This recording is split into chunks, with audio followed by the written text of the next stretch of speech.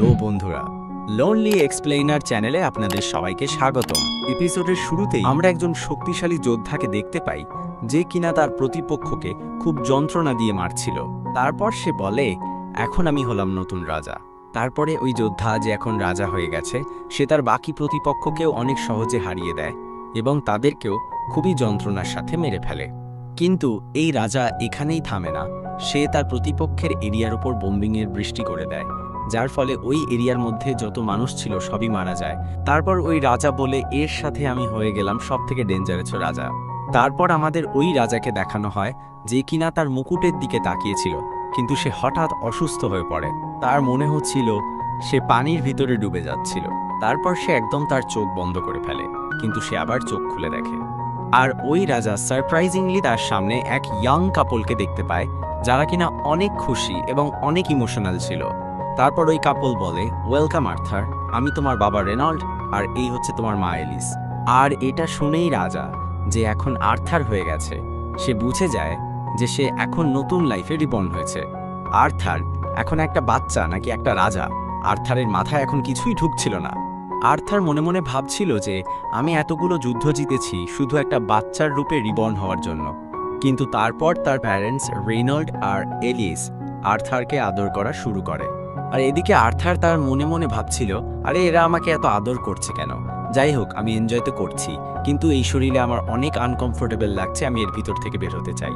আর তারপর আর্থার বিছানায় পটি করে দেয়, যেটা দেখে আর্থারের মা এলিস আর্থারের অনেক ভালোভাবে কেয়ার করে, যেটা আর্থারের জন্য অনেক স্ট্রেঞ্জ ছিল।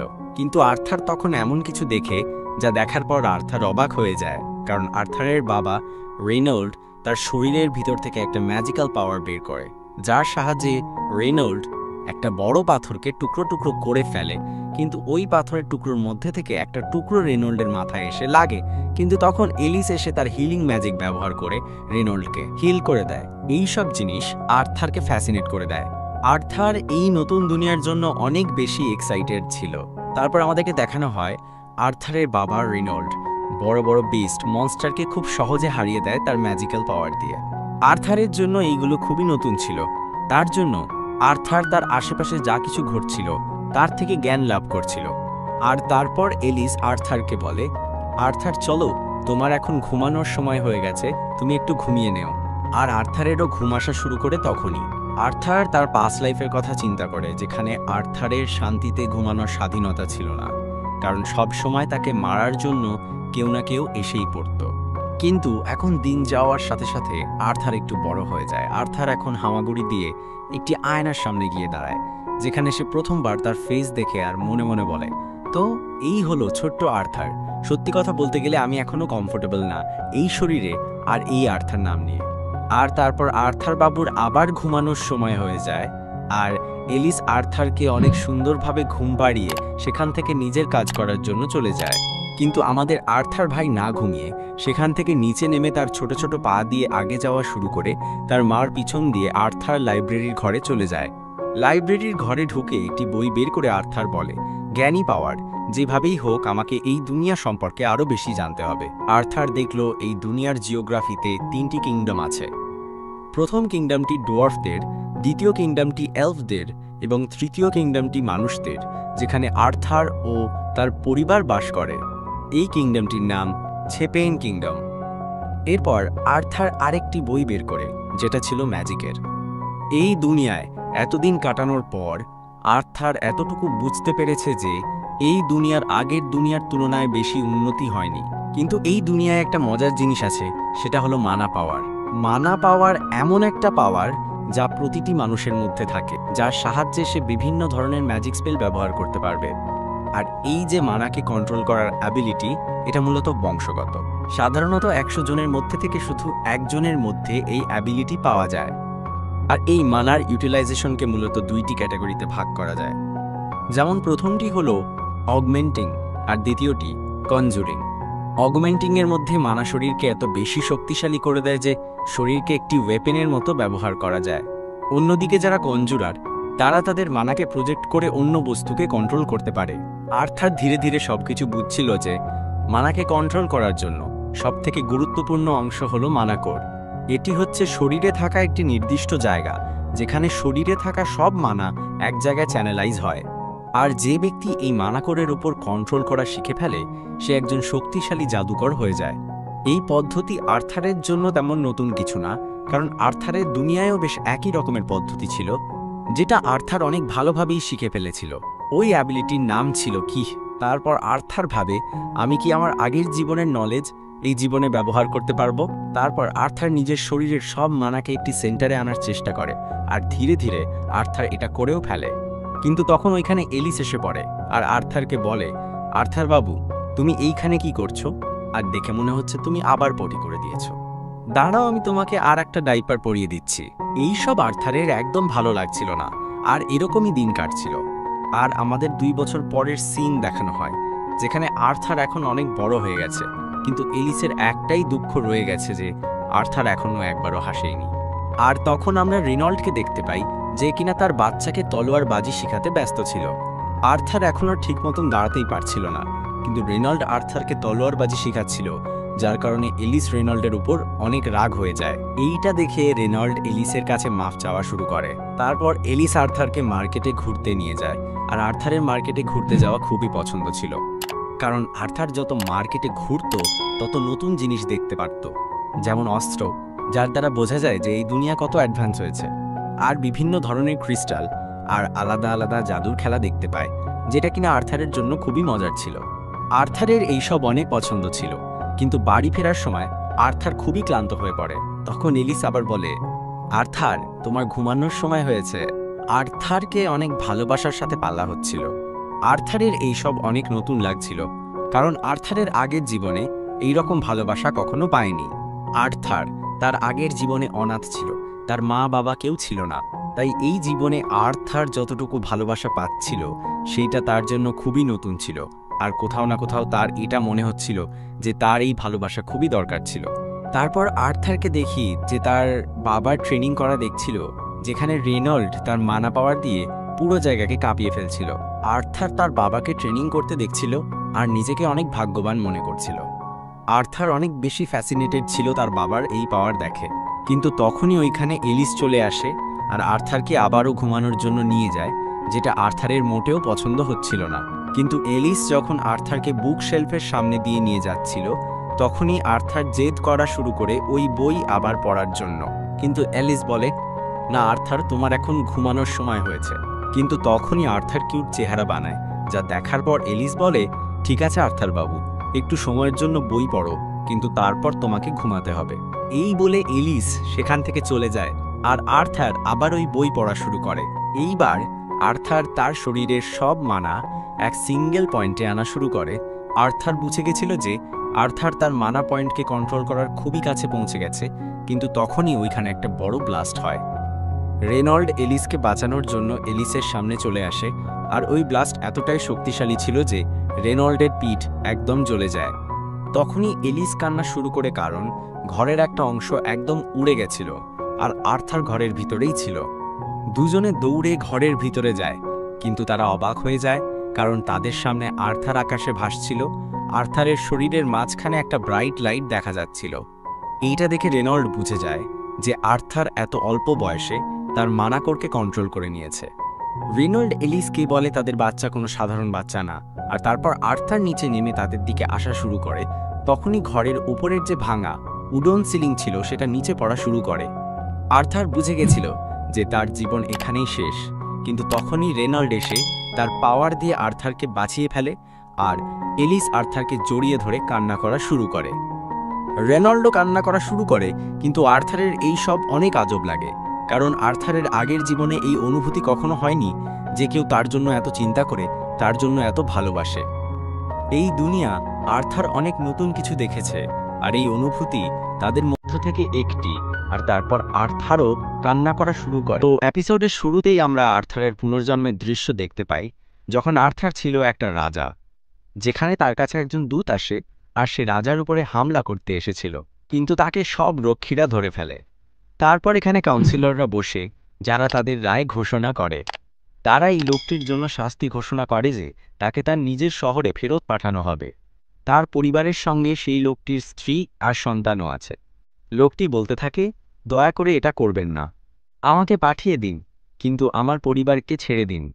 কারণ যদি তারা নিজের শহরে ফিরে যায় তাহলে তাদের জীবন মৃত্যুর চেয়েও ভয়ঙ্কর হয়ে উঠবে। তাই সে ক্ষমা চাইতে শুরু করে। আর্থার উঠে দাঁড়ায় আর তারপর সেই লোকটির স্ত্রী আর সন্তানকে হত্যা করে। আর এটা ছিল সত্যি একটা ভয়ঙ্কর দৃশ্য। কাউন্সিলররা তো এটা দেখে হতবাক হয়ে যায়, কিন্তু কাউন্সিলররা এটাই বলে যে এটা ছিল তার পরিবারের প্রতি দয়া দেখানোর সবচেয়ে ভালো উপায়, কারণ নইলে ভবিষ্যতে তারা আরও কষ্ট পেত। রাজা তাদেরকে সেই কষ্ট থেকে বাঁচিয়ে দিয়েছে। তাই এই লোকটি না চাওয়ার শর্তেও এখন রাজার প্রতি কৃতজ্ঞতা প্রকাশ করে। এরপরই আমরা বর্তমান দৃশ্যে ফিরে আসি। এখানে রেনল্ড এসেছে তার হাতে একজোড়া গ্লাভস নিয়ে, যেটা সে আর্থারের জন্য এনেছে। কিন্তু আর্থার সেই গ্লাভস নেয় না, বরং সে কাঠের তলোয়ার নিয়ে নেয়। এরপর তারা দুজন এখানে প্র্যাকটিস শুরু করে। দুজনেই তাদের নিজের শক্তি ঢেলে দেয় তাদের অস্ত্রগুলোতে। আর্থার যখন তার শক্তি প্রয়োগ করে, রেনল্ড একটু হতবাক হয়ে যায়। আর্থার এগিয়ে যায় আর রেনল্ডের কাঠের তলোয়ারটি ভেঙে ফেলে। এটা সাধারণ কাঠের তলোয়ার হলেও তারা এর মধ্যে শক্তি ঢেলে দেয়।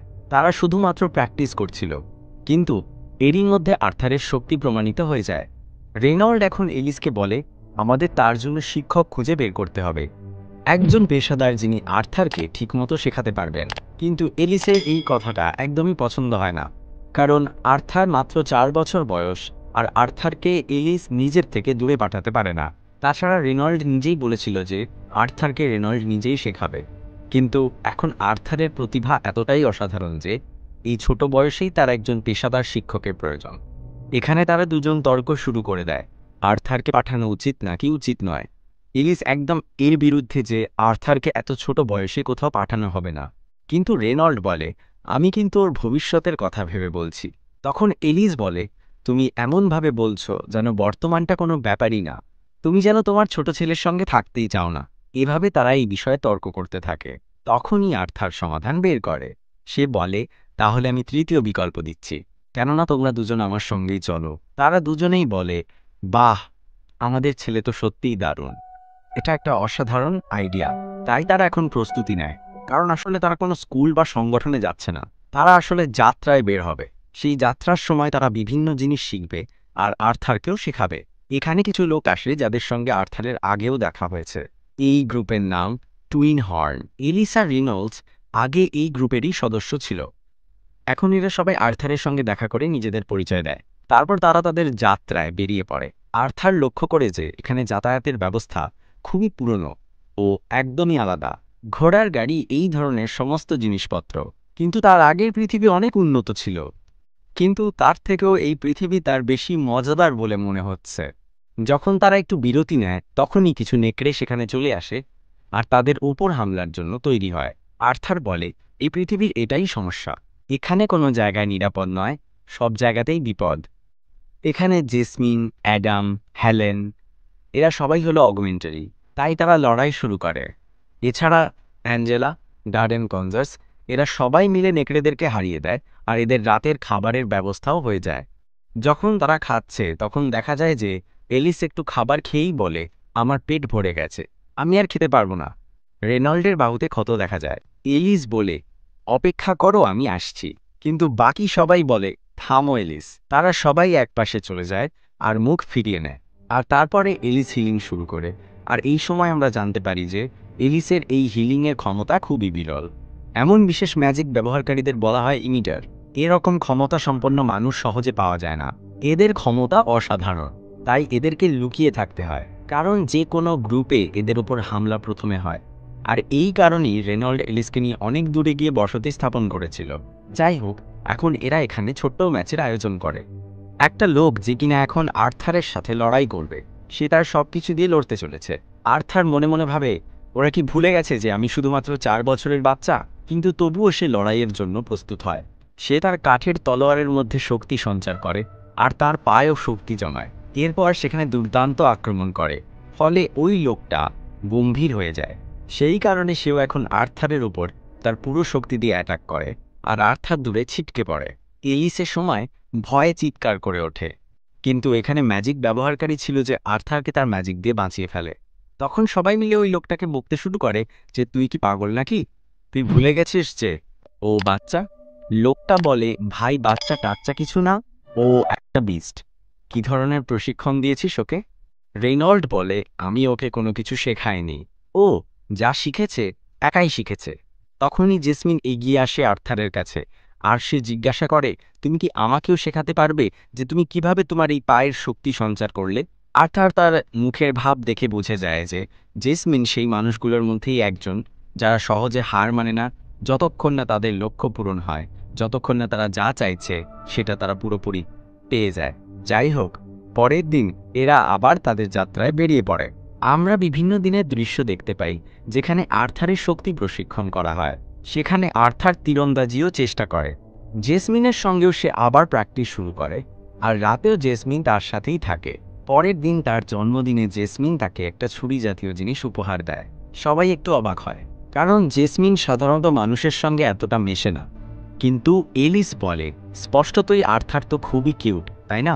তাই জেসমিন এটা করছে। যাই হোক, এখন ওদের আবার এখান থেকে চলে যাওয়ার সময় হয়ে গেছে। ঠিক যখনই এরা চলে যেতে শুরু করে তখনই এলিসের একটু অদ্ভুত লাগে, তার বমি বমি ভাব হয়। আর্থার বুঝতে পারে না যে তার মায়ের কি হয়েছে। অবশেষে যখন তারা তাদের পথে বেরিয়ে পড়ে তখনই তাদের গাড়ি থেমে যায়, কারণ সামনে এসে হাজির হয় একদল লুটেরা গুন্ডা।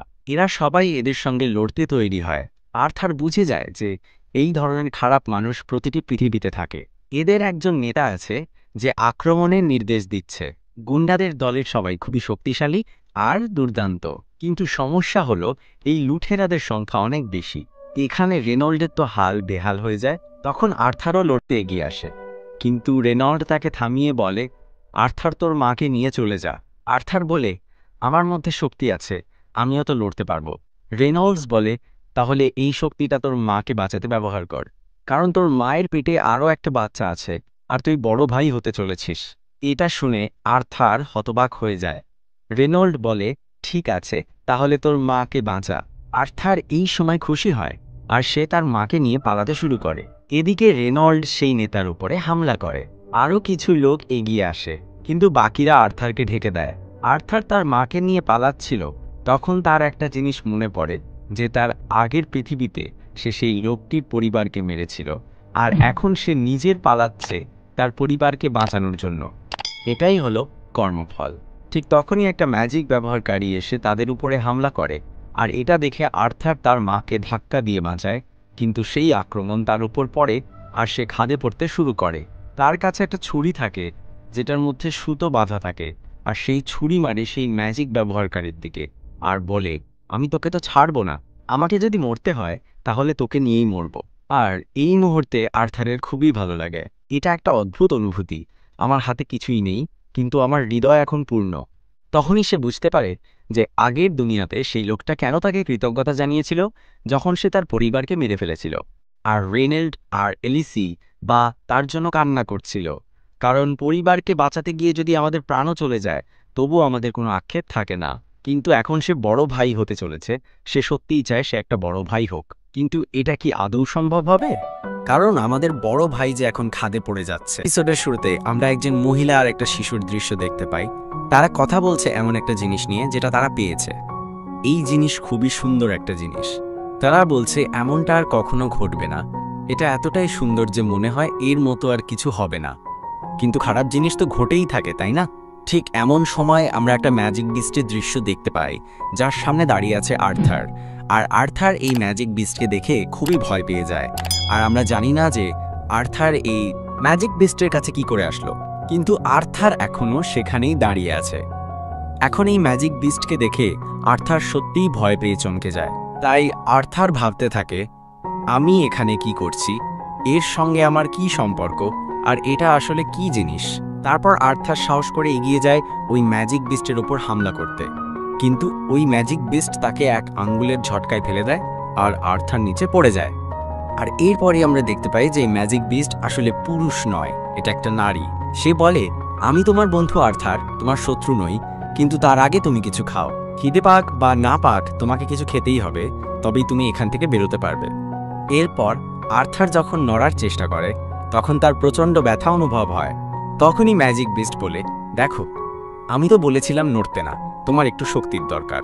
আর্থার, তুমি এখন খাওয়া শুরু করো। তাই আর্থার এখন খুবই তাড়াতাড়ি খেতে শুরু করে বেশ জোরে জোরে খায় সে। এরপর আর্থার তার মা বাবার কথা জিজ্ঞাসা করে। তখন এই ম্যাজিক বিস্ট বলে, আমি এই জায়গা ছেড়ে বেরোতে পারি না। কিন্তু সে একটা পোর্টাল খোলে এবং দেখায় যে আর্থারের পরিবার 2-3 দিন আগেই আবার যাত্রা শুরু করেছে। মানে তারা হয়তো 2-3 দিন অপেক্ষা করেছিল আর্থারের জন্য, তারপর তারা আবার নিজেদের পথে রওনা দিয়েছে। এটা শুনে আর্থারের মনে একটু স্বস্তি আসে। আর্থার কাঁদতে শুরু করে আর খুবই খুশি হয়। তখন এই ম্যাজিক বিস্ট নিজের পরিচয় দেয়, তার নাম হলো সিলভিয়া। আর্থার তাকে ধন্যবাদ জানায়। তারপর আমরা দেখতে পাই যে সিলভিয়ার বুকে একটা ক্রিস্টালের মতো কিছু আছে, আর মাঝে মাঝেই আমাদের সেই মহিলা আর সেই শিশুর দৃশ্য দেখানো হয়। তারা বলছে আর কোনো কিছু গোপন রাখা যাবে না। এদিকে আর্থার খেতেই থাকে। কয়েকদিন কেটে যায়। সিলভিয়ার সঙ্গে থাকতে থাকতে আর্থারের ক্ষত সেরে যায় এবং যত তাড়াতাড়ি সম্ভব সে বাড়ি ফিরতে চায়, কিন্তু মনে হয় এখনই তা সম্ভব হবে না, কারণ সিলভিয়া তাকে বলছে তারা এখন এলসা ফরেস্টের একেবারে কোণে আছে, যেখানে প্রচুর বন্য বিস্ট আর লুটেরা ঘুরে বেড়ায়। তবে সিলভিয়ার কাছে একটা উপায় আছে যার মাধ্যমে আর্থার বাড়ি ফিরতে পারবে। মানে সিলভিয়ার একটা বিশেষ ক্ষমতা আছে, পোর্টাল খোলার ক্ষমতা, একটা ডাইমেনশনাল রিফ, যার মাধ্যমে সে আর্থারকে কোনো বিপদ ছাড়াই বাড়ি পাঠাতে পারবেন। তাই আর্থার এই সময় প্র্যাকটিস শুরু করে। সিলভিয়া বলে, তোমাকে নড়াচড়া করতে দেখে আমার খুবই ভালো লাগছে। আর্থার সিলভিয়ার কথা ভাবে বাইরে থেকে সে খুবই ভয়ঙ্কর দেখালেও আসলে সে খুবই ভালো। একসময় আর্থার তার মানাকড় ব্যবহার করতে শুরু করে, তখন সিলভিয়া এটা দেখে অবাক হয়ে যায়। আর তারপর সে নিজেও একটা কৌশল দেখায়, যেখানে মানা সংগ্রহ করতে করতে একই সঙ্গে সে ম্যাজিকের ব্যবহার করে। আমাদের জানানো হয় যে সাধারণত মানুষ একবারে একটাই কাজ করতে পারে, হয় মানা সংগ্রহ করা, নয়তো জাদু ব্যবহার করা। কিন্তু সিলভিয়ার এই কৌশল এমন যেন সে চলন্ত গাড়ির মধ্যেই তেল ভরছে। এটা একটা অসাধারণ কৌশল, শুধু ম্যাজিক বিস্টরা এটা ব্যবহার করতে পারে। এটা তাদের জন্য খুবই সহজ। সিলভিয়া বলে, যদি তুমি এটা শিখতে পারো তাহলে তুমি অনেক শক্তিশালী হয়ে যাবে। তখন সিলভিয়া আর্থারকে জিজ্ঞাসা করে, যদি তুমি এই শক্তি পাও তাহলে তুমি কি করবে? তখন আর্থারের মনে সেই লুটেরাদের প্রতি রাগ থাকার কারণে সে বলে, যখন আমি এই শক্তি পাব তখন আমি সেই সব লুটেরাদের শেষ করে দেব। সিলভিয়া তাকে আবার ছিটকে ফেলে দেয় এবং বলে, ভুল উত্তর। আর্থার বলে, ভুল উত্তর মানে? শত্রুদের তো পরাজিত করতেই হয়, তাই না? সিলভিয়া বলে, ঠিকই বলেছ, কিন্তু যদি তুমি তোমার মনে শুধু ঘৃণা আর রাগ পুষে রাখো তাহলে জীবনটা কিভাবে উপভোগ করবে, তাতে কি মজা আছে? সিলভিয়া আর্থারকে স্পর্শ করে বলে, আমি চাইলে এই আঙুল দিয়ে তোমাকে শেষ করে দিতে পারি, আবার এই আঙুল দিয়ে তোমাকে ভালোবাসার স্পর্শ দিতে পারি। তুমি কি পছন্দ করবে ভালোবাসার স্পর্শ, তাই না? আমরা দেখতে পাই যে সিলভিয়া আর্থারের অতীত জীবন সম্পর্কে কিছু জানে। সে তাকে শেখাতে চায় যে এই রাগ আর ঘৃণা তাকে ছেড়ে দিতে হবে। সে আবার জিজ্ঞাসা করে, এখন বলো, যদি তুমি শক্তিশালী হও আর এই শক্তি পাও তাহলে কি করবে? আর্থার তার বন্ধু আর পরিবারের কথা মনে করে বলে, আমি তাদের সবাইকে রক্ষা করতে চাই। সিলভিয়া বুঝে যায় যে আর্থার ঠিক পথে আছে। এরপরে আমরা আর একটা ম্যাজিক বিস্টের দৃশ্য দেখতে পাই, যে একটা ড্রাগনকে হত্যা করে সে সিলভিয়ার খোঁজ করছে। এখন আমরা আর্থারের অতীত জীবনের একটা দৃশ্য দেখি, যখন আর্থার ঘুম থেকে ওঠে আর তারপরেই একটা অফিসে প্রবেশ করেন। এখন আর্থার এখানে রাখা ছবি দেখছিল, আর ওইখানেই বসা এক লোক আর্থারকে বলে, ধন্যবাদ এখানে আসার জন্য গ্রেট কিং। তখন আর্থার মনে মনে ভাবে, আমি তো শুধু নামের রাজা, সব পলিটিক্যাল অথরিটি তো পার্লামেন্টের হাতে। একজন রাজার কাজ তো শুধু যুদ্ধতে লোকদের মারা, আমি তো একটা কিলিং মেশিন হয়ে গেছি। তখন ওই লোকটা আর্থারের প্রশংসা করে বলে, গ্রেট কিং, আপনি এখানে কি মনে করে এলেন? তখন আর্থার বলে, আমি তো এমনি এখানে এসেছিলাম। এটা বলে আর্থার সেখান থেকে চলে যায়। এরপর আমাদের বর্তমানে দৃশ্য দেখানো হয়, যেখানে আর্থার ট্রেনিং করছিল সিলভিয়ার বলা কৌশলের মধ্যে দিয়ে। তখন সিলভিয়া আর্থারকে বলে, তুমি যদি এই কৌশল শিখে যাও তাহলে তোমার ম্যাজিক ব্যবহার করার ক্ষমতা আরও বেশি বৃদ্ধি করতে পারবে। তো আর্থারও মনোযোগ দিয়ে তার মানাকে কন্ট্রোল করা শুরু করে। তখন আমাদের আবার আর্থারের অতীতের দৃশ্য দেখানো হয়, যেখানে আর্থারের সামনে একটা মনস্টার ছিল, কিন্তু আর্থার খুব সহজে ওই মনস্টারকে মেরে ফেলে। তারপরে দৃশ্যতে আমরা আর্থারকে দেখি যে এখন সিলভিয়ার বলা কৌশল শিখে ফেলেছে। তখন সিলভিয়া তাকে ধাক্কা দিয়ে পাথরের নিচে আটকে দেয় এবং বলে, ওখানেই থাকো। আর আমরা দেখতে পাই যে সেই ম্যাজিক বিস্ট যে সিলভিয়াকে খুঁজছিল সে এখানে এসে পড়েছে। সেই ম্যাজিক বিস্টটি বলে, তোমার এখানে থাকায় আমি অবাক হইনি, আমি তো রক্তের গন্ধ পেয়ে এখানে এসেছিলাম। সে সিলভিয়ার উপরে হঠাৎ হামলা শুরু করে। সে জানে যে সিলভিয়া বেশি শক্তি ব্যবহার করতে পারবে না, কারণ তার মৃত্যু কাছেই। তখনই সিলভিয়া রূপান্তরিত হয়ে যায় একটা সাদা রঙের ড্রাগনে, সিলভিয়া তার ভয়ঙ্কর ক্ষমতা ব্যবহার করে আর তার মুখ থেকে আগুনের মতো কিছু বের হয়। সেই ম্যাজিক বিস্ট বলে, সিলভিয়া তুমি কি পাগল, এত শক্তি ব্যবহার করলে তুমি তো মরে যাবে। সিলভিয়া বলে, দেখো আমি খুবই সুখী জীবন কাটিয়েছি, এখন মরলেও আমার কোনো আক্ষেপ নেই। তখন সেই ম্যাজিক বিস্ট একটা ভয়ঙ্কর হামলার প্রস্তুতি নেয়। সিলভিয়া বলে, আমি আমার শক্তি ব্যবহার করেছি, তাই ওই ম্যাজিক বিস্ট নড়তে পারছে না। সিলভিয়া একটা পোর্টাল খোলে যাতে আর্থার সেখান থেকে চলে যেতে পারে। সিলভিয়া বলে, আমাকে মাফ করো, আমি এটা ভালোভাবে তৈরি করতে পারলাম না, কিন্তু এটা তোমাকে অনেক দূরে নিয়ে যাবে। এখন বলো তুমি এই শক্তি দিয়ে কি করবে? আর্থার বলে, আমি আমার শক্তি দিয়ে আমি আমার কাছের মানুষকে রক্ষা করব। সিলভিয়া একটা ডিম এবং পালক দিয়ে বলে, এই পালকের মধ্যে এই ডিমকে জড়াও আর এটা সবসময় তোমার কাছেই রাখবে। আমরা দেখি একই সঙ্গে আর্থের শরীরে কিছু ট্যাটু এঁকে দেয়। এখন আর্থার জিজ্ঞাসা করে, এটা কি জিনিস? সিলভিয়া বলে, সময় হলে তুমি বুঝতে পারবে।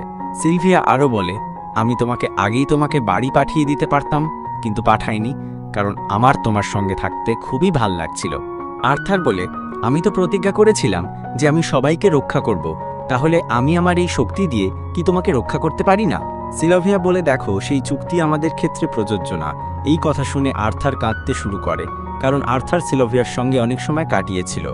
আর্থার সিলভিয়াকে এখন বলে, তুমি ড্রাগন হও বা দানব, আমার কিছু আসে যায় না, তুমি আমার পরিবারের মতো। সিলভিয়া বলে, তোমার তো একজন মা আছে। আর্থার বলে, সেটা ঠিকই আছে, তাহলে তুমি আমার দাদি। এটা শুনে সিলভিয়া খুবই আবেগপ্রবণ হয়ে পড়ে। সিলভিয়া বলে, তুমি কি আরেকবার এটা বলতে পারবে? আর্থার বলে, হ্যাঁ, তুমি আমার দাদি। আর এই কথাটা শুনে সিলভিয়া খুবই খুশি হয়। সিলভিয়া এখন আর্থারকে সেই পালক আর ডিমের সঙ্গে জড়িয়ে নিতে বলেন। এরপর আর্থার পোর্টাল এর দিকে এগিয়ে যায়, কিন্তু হঠাৎই থেমে যায় আর পেছনে ফিরে বলে, না সিলভিয়া, আমি এটা করতে পারবো না, তুমি আমার সঙ্গে চলো। কিন্তু ততক্ষণে পোর্টালটি বন্ধ হয়ে যায়। এদিকে লড়াই আবার শুরু হয় সেই ম্যাজিক বিস্টের আক্রমণে। সিলভিয়া খুবই মারাত্মকভাবে আহত হয়, সিলভিয়া নিচে পড়ে যায়। আর ম্যাজিক বিস্ট বলে, আরে এটুকু আক্রমণে তুমি হেরে গেলে নাকি? এটা তো হতেই পারে না। সিলভিয়া বলে, হ্যাঁ ঠিকই বলেছ। তখনই সিলভিয়া একটা ভয়ঙ্কর আক্রমণ করে আর ম্যাজিক বিস্টের উপরে প্রচণ্ড বিস্ফোরণ ঘটায়। এরপরে আমরা আবার সেই মহিলা আর শিশুটির দৃশ্য দেখতে পাই। শিশুটি জিজ্ঞাসা করে, এটা কি ঠিক ছিল? মহিলা বলে, হ্যাঁ এটা একদমই ঠিক ছিল, এখন বাকি কাজটা আমি তোমার উপরে ছেড়ে দিলাম। এদিকে আর্থার যখন পোর্টাল দিয়ে চলে যাচ্ছিল, তখন সে সিলভিয়ার কণ্ঠ শুনতে পায়। সিলভিয়া বলছে, তুমি কি মনে রেখেছ আমি তোমাকে কি বলেছিলাম? যদি তুমি সব কিছু মনে রাখো তাহলে তুমি একদম ঠিক থাকবে। আর্থার বলে, আমার খুবই খারাপ লাগছে। সিলভিয়া বলে, পুরো পৃথিবীতে এখন অন্ধকার ছড়িয়ে আছে, তাই আমাদেরকে হাসি মুখে থেকে সেটাকে বদলে দিতে হবে। হয়তো এখন তুমি তা পারবে না, কিন্তু ধাপে ধাপে তুমি সেই জায়গাতে পৌঁছে যাবে। আর তুমি তা পারবেই, কারণ তুমি একসময় ছিলে সবচেয়ে শক্তিশালী রাজা। আর এই জন্মে তুমি তোমার হৃদয়কে আর ঘৃণা আর রাগ দিয়ে ভরতে দিও না। আর্থার এই সময় অবাক হয়ে যায় আর ভাবতে থাকে যে সিলভিয়া তার অতীত জীবনের কথা কিভাবে জানল। অবশেষে সে এখন জঙ্গলে পৌঁছায়। আর্থার এখন এই জঙ্গলে একটি মেয়ে চিৎকার শুনতে পায়, আর সে বুঝতে পারে যে এখানে কাছাকাছি মানুষজন আছে। তাই সে তার পায়ের শক্তি ব্যবহার করে দৌড়াতে শুরু করে। আর আর্থার একটা গাছের উপরে উঠে যায় এবং অবশেষে যখন সে সেখানে পৌঁছায়, তখন দেখে যে কিছু ডাকাতের মতো লোক একটা এলফ মেয়েকে ধরে রেখেছে। এরা তাকে দাসী হিসেবে বিক্রি করবে যাতে তারা অনেক টাকা পায়। তারা একে গাড়িতে তুলে নিয়ে যেতে শুরু করে। এখানে আর্থারের মনে পড়ে যায় যে তাদের ওপর যে ডাকাতরা আগে হামলা করেছিল তাদেরও এই একই উদ্দেশ্য ছিল।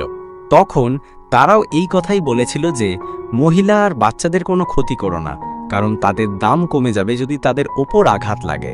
তাই আর্থার বুঝতে পারে যে এখানে এটা একটা সাধারণ ব্যাপার। এখন আর্থারের মনে রাগ জেগে ওঠে। আর্থার ভাবে যে এদের সবাইকে সে মেরে ফেলবে, কিন্তু তখনই তার মনে পড়ে সিলভিয়ার কথা, যে বলেছিল যে নেতিবাচক আবেগগুলোকে নিয়ন্ত্রণ করতে হবে।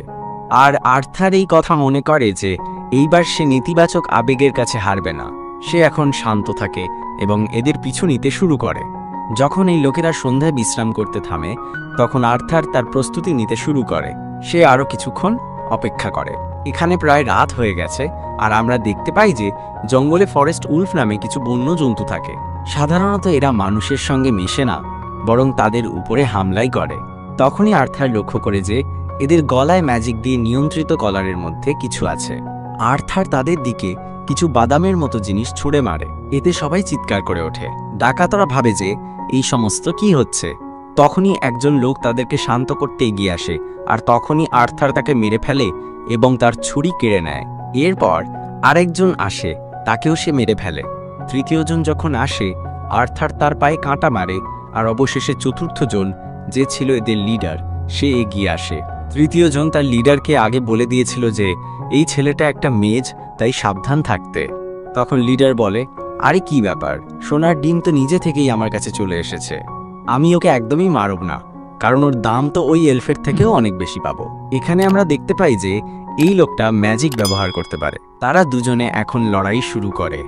আর্থার যদিও তার সঙ্গে লড়ার চেষ্টা করে, কিন্তু এই লোকটি তার থেকে অনেক বেশি অ্যাডভান্স, তাই আর্থার হেরে যায়। কিন্তু এই মুহূর্তে আর্থার এই লিডারের পায়ে আগুন লাগিয়ে দেয়, যার ফলে এই লিডারের খুবই রাগ হয়, আর সে বলে, এখন আর তোকে জ্যান্ত ধরবো না, তোর এমন অবস্থা করব যে তুই আর বাঁচবি না, তারপর তোর মৃতদেহ কোনো ভালো কালেক্টরের কাছে বিক্রি করে দেব। এখানে অবশেষে আর্থার একটা ভয়ঙ্কর হামলা করে। সে তার ম্যাজিক ব্যবহার করে ছুরি ঘুরিয়ে লিডারের মাথায় আঘাত করে, যার ফলে এই লিডারের চ্যাপ্টার এখানেই শেষ হয়ে যায়। আর আমরা দেখতে পাই যে তৃতীয় লোকটি এখনও বেঁচে ছিল, তাই সে এখন আর্থারের কাছে তার জীবন ভিক্ষা যায়। তখন আর্থার বলে, দেখ সস্তা জনি, সেই মেয়েটিও তো তোদের কাছে একই কথাই বলেছিল, কিন্তু তোরা কি তার কথা শুনেছিলি? তাই আর্থার এখন সস্তা জনিকে মেরে দেয়। অবশেষে আর্থার মেয়েটিকে মুক্ত করে আর বলে, তুমি এখন নিরাপদ। এখানে আর্থারের শরীরে কিছু ক্ষত হয়ে গেছে, যেটা দেখে মেয়েটি হতবাক হয়ে যায়। এদিকে আর্থার এখন ভাবতে থাকে যে অনেকগুলো মৃতদেহ এখানে পড়ে রয়েছে, যেটা হয়তো একটা বাচ্চার জন্য খুবই ভয়ানক হতে পারে। তাই সেই এখন দ্রুতই এলফের দেখার আগেই মৃতদেহগুলিকে সরিয়ে দেয়। আর্থার ভাবে যে আজ পর্যন্ত সে তার বয়সের কোনো বাচ্চার সঙ্গে কখনো মেশেনি, বেশিরভাগ সময় সে বড়দের সঙ্গে ছিল। আর এর পরেই সে এলফকে বলে, এখানে এমন কিছু আছে যা তোমার মতো বাচ্চার দেখা উচিত নয়। তখন মেয়েটি বলে, তুমিও তো বাচ্চা, তুমি কি বড় হয়ে গেছো নাকি? সে জিজ্ঞাসা করে, ওই ডাকাতদের কি হলো? আর্থার বলে, তাদের একটা দুর্ঘটনা হয়েছে, তাই তুমি এখন পুরোপুরি নিরাপদ, তোমার কোনো চিন্তা করার দরকার নেই। এখন আর্থার এখান থেকে চলে যাওয়ার প্রস্তুতি নেয়, কারণ স্পষ্টতই তাকে তার পরিবারের সঙ্গে আবার দেখা করতে হবে। কিন্তু এই মেয়েটি খুবই ভয় পাচ্ছিল, আর সেই চায় যেন আর্থার তার সঙ্গে যায়। সেভাবে তুমি আমাকে এইভাবে জঙ্গলে একা ফেলে যেতে পারো না। তখন আর্থার বলে, একজন এলফের তো জঙ্গলে নিরাপদ বোধ করা উচিত। তখন মেয়েটি বলে, তার বাবা মা তাকে গোলামদের কথা বলেছিল, যারা বাচ্চাদেরকে দেখা মাত্রই খেয়ে ফেলে। তখন আর্থার জিজ্ঞাসা করে, তুমি কোথা থেকে এসেছিলে? তখন দেখা যায় সে উল্টো দিক থেকে এসেছে, যেদিকে আর্থার যাবে। মেয়েটি মূলত কিছু পোকা ধরছিল, আর তখনই সে হারিয়ে যায়। তখন আর্থার ভাবে, মনে হয় বাচ্চারা এমনই হয়, তারা জানেই না যে তারা কি করছে। তাই আর্থার ভাবে যে মেয়েটিকে আর্থার এভাবে একা ফেলে যেতে পারে না। যাই হোক, এরপরে আর্থারের মনে পড়ে সেই উলফদের কথা, এদের কি করা উচিত? এদেরকে মেরে ফেলা উচিত। কিন্তু মেয়েটি বলে, আমাদের এদেরকে মুক্ত করে দেওয়া উচিত, কারণ আমাদের প্রতিটি জীবন্ত জিনিসেরই সম্মান করা উচিত। আমরা জঙ্গলের মানুষেরা এমনই করি। আর্থার ভাবে এরা যদি তাদের উপর হামলা করে, কিন্তু তারা শান্তভাবে চলে যায়, উলফগুলো কিছু করে না। এরপর তারা মেয়েটির বাড়ির দিকে এগোতে শুরু করে। এক জায়গায় তারা থামে, আর অবশেষে আর্থার নাম জিজ্ঞাসা করে। মেয়েটির নাম হলো টেসিয়া এরেলিথ, আর্থারও তার নাম বলে। তারপর তারা কিছু খাবার খায়, যা আর্থার বানিয়েছিল। খাবারগুলো খুব একটা স্বাদের ছিল না। তখনই আর্থার বুঝতে পারে যে বাচ্চারা এমনই হয়। সে বলে, তোমার খিদে থাকুক বা না থাকুক, তবুও তোমাকে খেতেই হবে। আর এই কথা তাকে সেলভিয়া বলেছিল। তাই আর্থার ভাবে সে ধীরে ধীরে সেলভিয়ার মতো কথা বলতে শুরু করেছে। তখন আর্থার ভাবে সে টেসিয়ার কাছ থেকে অনেক কিছু শিখতে পারে, যে কিভাবে বাচ্চাদের মতো থাকতে হয়, কারণ এর আগে সে শুধু পুষ্টির দিকে মনোযোগ দিত, স্বাদের দিকে নয়। টেসিয়া এখন তাকে জিজ্ঞাসা করে, তুমি এই এলফদের জঙ্গলে কি করছিলে? আর্থার বলে, সে তার পরিবারের থেকে বিচ্ছিন্ন হয়ে গেছে আর এখানে হারিয়ে গেছে। তারপর তারা আবার তাদের যাত্রা শুরু করে।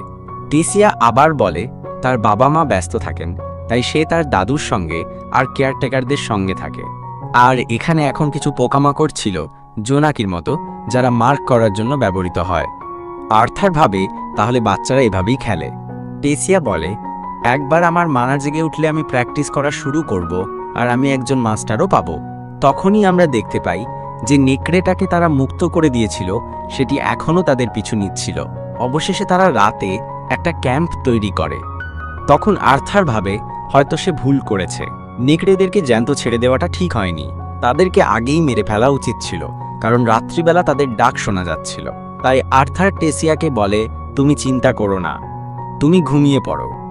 আর তোমাদের মনে থাকবে যে সেলভিয়া তাকে একটা ডিম দিয়েছিল, যেটা একটা পালকের মধ্যে রাখতে বলেছিল। এখন আর্থার ভাবে সেলভিয়া তার কাছ থেকে আসলে কি চেয়েছিল। তখনই আবার টেসিয়া এসে হাজির হয়। সে আর্থারকে বলে, যদিও আমার দিদিমা বলেছিল যে আমি যেন কখনো কোনো ছেলের সঙ্গে না ঘুমাই, কিন্তু তুমি তো বাইরে নিরাপদ না, তাই তোমার আমার সঙ্গে ভেতরে এসে ঘুমানো উচিত। কিন্তু আর্থার তাকে বারণ করে। তবে টেসিয়া খুবই জেদি। আসলে টেসিয়ার একা থাকতে খুব ভয় লাগছিল, তাই শেষ পর্যন্ত সে আর্থারকে ভেতরে ডেকে নেয় এবং বলে, প্লিজ এখানেই থাকো, বাইরে যেও না। আসলে আমি মানুষের ওপর ভরসা করি না, কারণ আমাদের পরিবারে বলা হয় যে মানুষেরা খুবই লম্পট হয়, তাদের অনেক বউ থাকে। তখন আর্থার বলে, এটা আবার কেমন কথা হলো ভাই? এলফদের মধ্যেও নিশ্চয়ই এমন লোকজন থাকে, তাই না? আর তুমি কি জানো লম্পট কাকে বলে? টেসিয়া বলে, না, এই সমস্ত আমি জানি না।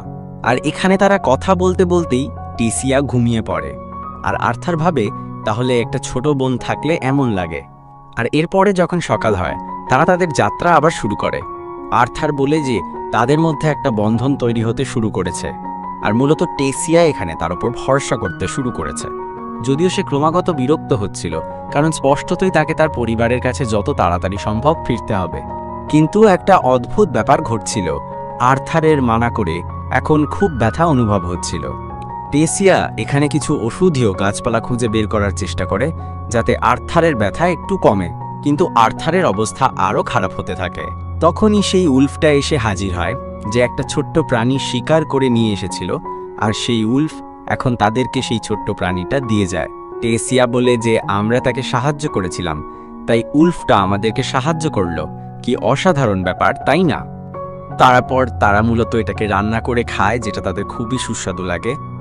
এখন টেসিয়া কিছু মাশরুম এনেছিল, যেগুলো পেন রয়ে গ্রামের মহিলারা খায়। কিন্তু আর্থার যখন এই মাশরুম খায়, তার পেট আরও খারাপ হয়ে যায়। এখন টেসিয়া পুরনো গল্পের কথা বলে। সে বলে সে আগে বামন মানুষদের সম্পর্কে গল্প পড়ত, আর এই সমস্ত কথা বলার সময় আর্থার শুনতে শুনতে ঘুমিয়ে পড়ে। তখন টেসিয়া বলে, মনে হচ্ছে তো আমি ওর থেকে বড়। পরের দিন তারা আবার যাত্রায় বেরিয়ে পড়ে, কিন্তু আর্থারের ব্যথা এখনো ক্রমাগত বাড়তেই থাকে। টেসিয়া বলে, এখন তো আমরা বন্ধুর মতো, তাই আমি তোমাকে কি আর্থারের বদলে আর্থ বলে ডাকতে পারি? আর্থার বলে, তোমার যা মনে চায় তাই বলতে পারো। অবশেষে তারা এমন একটা জায়গায় পৌঁছে যায়, যেখানে একটা গাছের মধ্যে একটা পোর্টাল আছে, আর টেসিয়া এখানে এসে বলে, আমার সঙ্গে এসো তো। অবশেষে তারা একসঙ্গে ভেতরে প্রবেশ করে আমরা দেখতে পাই এখানে একটা আলাদা ধরনের শহর রয়েছে, যেটা গাছের সঙ্গে সংযুক্ত। আর এখন আর্থারের আবার ব্যথা হচ্ছিল। আর্থার মাটিতে পড়ে যায়। আর এখানে এলফদের কিছু সৈন্য লোকও ছিল। তারা আর্থারকে দেখে বলে, তুমি পোর্টাল খুলেছ, তাই না? আর এই বলে তারা আর্থারকে ধরে ফেলে। আর্থার চিৎকার করতে শুরু করে আর বলে, টেসিয়া ওদেরকে বোঝাও। কিন্তু তখন সে দেখে যে টেসিয়া গম্ভীরভাবে দাঁড়িয়ে আছে, সে কিচ্ছু করছে না। এখন টেসিয়া কিছু করছে না, আর এটা দেখে আর্থার অবাক হয়ে যায়, কারণ টেসিয়া আর্থারকে বাঁচানোর জন্য কিছুই করছে না। আর তখন ওই সৈন্যরা আর্থারকে মারতে যাচ্ছিল, যেটা দেখে আর্থার ভাবে আমার উচিত হয়নি কারোর ওপর বিশ্বাস করা। তখন আমরা আর্থারের অতীতের দৃশ্য দেখতে পাই, যেখানে আর্থার একজন লোককে মেরে ফেলেছিল। আর এইটা মনে করে আর্থার ভাবে আমারই একটু সতর্ক হওয়া উচিত ছিল। আর টেসিয়া যখনই শুনতে পায় যে আর্থারকে সৈন্যরা এখন মেরে ফেলবে, তখন টেসিয়া ওই সৈন্যদের আটকে বলে, তোমরা আর্থারকে ছেড়ে দাও। যেটা শুনে সৈন্যরা বলে, আমরা এই ছেলেকে ছাড়তে পারবো না, কারণ এই ছেলে একটা মানুষ, আর মানুষরা খুবই খারাপ। এই কথা শুনে টেসিয়া বলে, আর্থার মোটেই খারাপ না, বরং আর্থার আমার জীবন বাঁচিয়েছে, তাই এখনই আর্থারকে ছেড়ে দাও। কিন্তু তারপরও ওই সৈন্যরা আর্থারকে ছাড়েনি। উল্টে তারা আর্থারের উপর অভিযোগ দেয় যে আর্থারই টেসিয়াকে এইসব ভুলভাল বুঝিয়েছে। এই কথা বলেই সৈন্যরা আর্থারকে মেরে ফেলতে যাচ্ছিল। কিন্তু ঠিক সেই সময় সেখানে একজন বৃদ্ধ লোক চলে আসে, আর সে ওই সৈন্যদের আর্থারকে ছেড়ে দিতে বলে। এটা শুনেই সৈন্যরা আর্থারকে ছেড়ে দেয়, আর টেসিয়া আর্থারের কাছে গিয়ে বলে, আর্থার তুমি ঠিক আছো তো? এরপর টেসিয়া সবাইকে বলে যে আর্থার কোনো খারাপ ছেলে না। তখন ওই বৃদ্ধ লোক টেসিয়াকে বলে, তুমি এইভাবে ওই সৈন্যদের ওপর দোষ দিতে পারো না, কারণ একটা মানুষ যদি এইভাবে এখানে আসে তাহলে তো এইসব হবেই। আর তখন ওই বৃদ্ধ লোক তার পরিচয় দেয়। সে বলে, আমি এই কিংডমের পুরনো রাজা, আর আমার নাম ভিরিয়ন, আর আমার নাতিকে অথবা প্রিন্সেসকে বাঁচানোর জন্য আমি তোমাকে ধন্যবাদ বলতে চাই। যেটা শুনে আর্থার অবাক হয়ে যায়, আর সে টেসিয়াকে বলে, টেসিয়া, তাহলে তুমি একটা প্রিন্সেস? যেটা শুনে টেসিয়া বলে, হ্যাঁ, আর আমাকে মাফ করে দাও, কারণ আমি হয়তো তোমাকে এই কথা বলিনি। তারপর আমরা দেখতে পাই ওইখানে টেসিয়ার বাবা মা চলে আসে, যাদেরকে দেখে টেসিয়া অনেক বেশি খুশি হয়ে যায়, আর সে তাদের দিকে ছুটে যায়। আর টেসিয়ার বাবা মাকে দেখে আর্থার ভাবে, তাহলে এরাই হচ্ছে এই কিংডমের কিং আর কুইন। আর এরপর টেসিয়ার বাবা আর্থারকে দেখে বলে, এই কিংডমে একটা মানুষ কি করছে? সৈন্যরা কি করছো? তাড়াতাড়ি এই মানুষকে বন্দি বানাও। তখন ভিরিয়ন সৈন্যদের আটকে বলে, যাই হোক, এই ছেলেটি মানুষ হলেও সে টেসিয়াকে রক্ষা করেছে। টেসিয়াও বলে, হ্যাঁ দাদু ঠিক বলছে, আর্থার আমাকে বাঁচিয়েছে, তাই তাকে কিছুই করার দরকার নেই। আমরা তাকে ক্যাসেলে নিয়ে গিয়ে তার আপ্যায়ন করব। এই কথা শুনে টেসিয়ার বাবা অবাক হয়ে যায়। টেসিয়া আর্থারের কাছে এসে বলে, চলো, আমি তোমাকে আমার প্রিয় ট্রিটগুলি দেখাবো। ভিরিয়নও আর্থারকে দেখে বলে, ছেলে, তোমার সঙ্গে পরে কথা বলবো। এই কথায় আর্থারের ভিরিয়নের ওপর একটু সন্দেহ হয়। এই ভিরিয়ন খুব শক্তিশালী, আমি এটা অনুভব করতে পারছি। এরপর টেসিয়া আর্থারের হাত ধরে কিংডমের ভিতরে নিয়ে আসে। কিংডমের ভিতরে বহু এলফ আর্থারকে নিয়ে কথা বলছিল। তখন আর্থার মনে মনে ভাবতে থাকে, যে বই আমি পড়েছি সেটা হয়তো সত্যি ছিল। এলফ আর মানুষের মধ্যে খুব একটা মিল নেই। বিশ্বাস করা কঠিন যে আমি এই কিংডম নিজের চোখে দেখছি। তখন আর্থার টেসিয়ার দিকে তাকিয়ে ভাবে, টেসিয়াও কিছুটা ইউনিক, কারণ যখন তারা আমাকে ধরেছিল তখন আমার টেসিয়ার রিয়াকশন মনে পড়ে, যে সে কেন এমন রিয়াকশন করেছিল আর কেন আমার ব্যথা লাগছিল। অনেক প্রশ্ন আছে যার উত্তর চাই, কিন্তু এখন আমাকে সাবধান থাকতে হবে। অন্য দৃশ্যতে আমরা দেখতে পাই টেসিয়া এখন আর্থারকে ক্যাসেলের মধ্যে নিয়ে আসে, যেখানে টেসিয়ার কর্মচারীরা টেসিয়াকে স্বাগত জানায় এবং টেসিয়া আর্থারকে পরিচয় করিয়ে বলে, এটি আমার রক্ষাকর্তা, তাই তোমরা ভালোভাবে আর্থারের অতিথি আপ্যায়ন করো। চিন্তা করো না, আর্থার খারাপ লোক না। সমস্ত কর্মচারী এটা শুনে চমকে যায়। তারপরে টেসিয়া আর্থারকে জিজ্ঞেস করে, প্রথমে তুমি কি করতে চাও? তুমি কি খেলবে, খাবে, না গোসল করবে? আর্থার বলে, এসবের আগে আমি তোমার বাবা মাকে বোঝাতে চাই যে আমরা এখানে কিভাবে পৌঁছেছি, আর তারাও সবাই আর্থারের কথা শুনতে বসে। কিন্তু আর্থার একটু দ্বিধা করে বসতে চায়, যেটা দেখে টেসিয়া তাকে জোর করে বসায় এবং টেসিয়া প্রস্তাব দেয় যে একটু নাস্তা আনার জন্য। এরপর তারা আর্থারের জন্য অনেক নাস্তা নিয়ে আসে। আলোচনায় টেসিয়ার বাবা প্রথমেই নিজেদের পরিচয় দেয়, আমি এই রাজ্যের বর্তমান রাজা, আর আমার নাম আলডুইন, আর এই আমার স্ত্রী মেরিয়াল, এবং এটা আমার বাবা যে কিনা পূর্ববর্তী রাজা ছিল, আর এর নাম ভিরিয়ন। এটা শুনে আর্থার খুব ভালোভাবে নিজের পরিচয় দেয়, আমি স্যাপেন কিংডম থেকে এসেছি, আর আপনাদের সামনে উপস্থিত হওয়া আমার জন্য সম্মানের। আলডুইন বলে, তুমি ছোট জাতির হয়েও খুবই শিক্ষিত। আর্থার ভাবে আমি এইভাবে পরিচয় দিচ্ছি যাতে আমাকে ছোট করে দেখা না হয়। এরপর আর্থার তাদের পুরো ঘটনাটা ব্যাখ্যা করে, কিন্তু আর্থার কিছু বিষয় উল্লেখ করে না, যেমন সিলভিয়া সম্পর্কে। আর আর্থারের কথা শুনে আলডুইন রেগে চিৎকার করে, কি, মানুষরা আমার মেয়েকে অপহরণ করিয়েছে?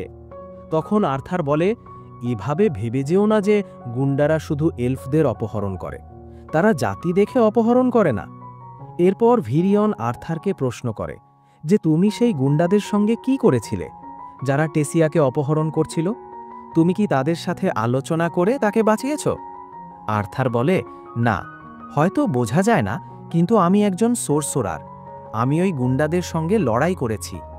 আলডুইন চমকে বলে, তাহলে তুমি এত শক্তিশালী যে তুমি ওই গুন্ডাদের হারাতে পারলে?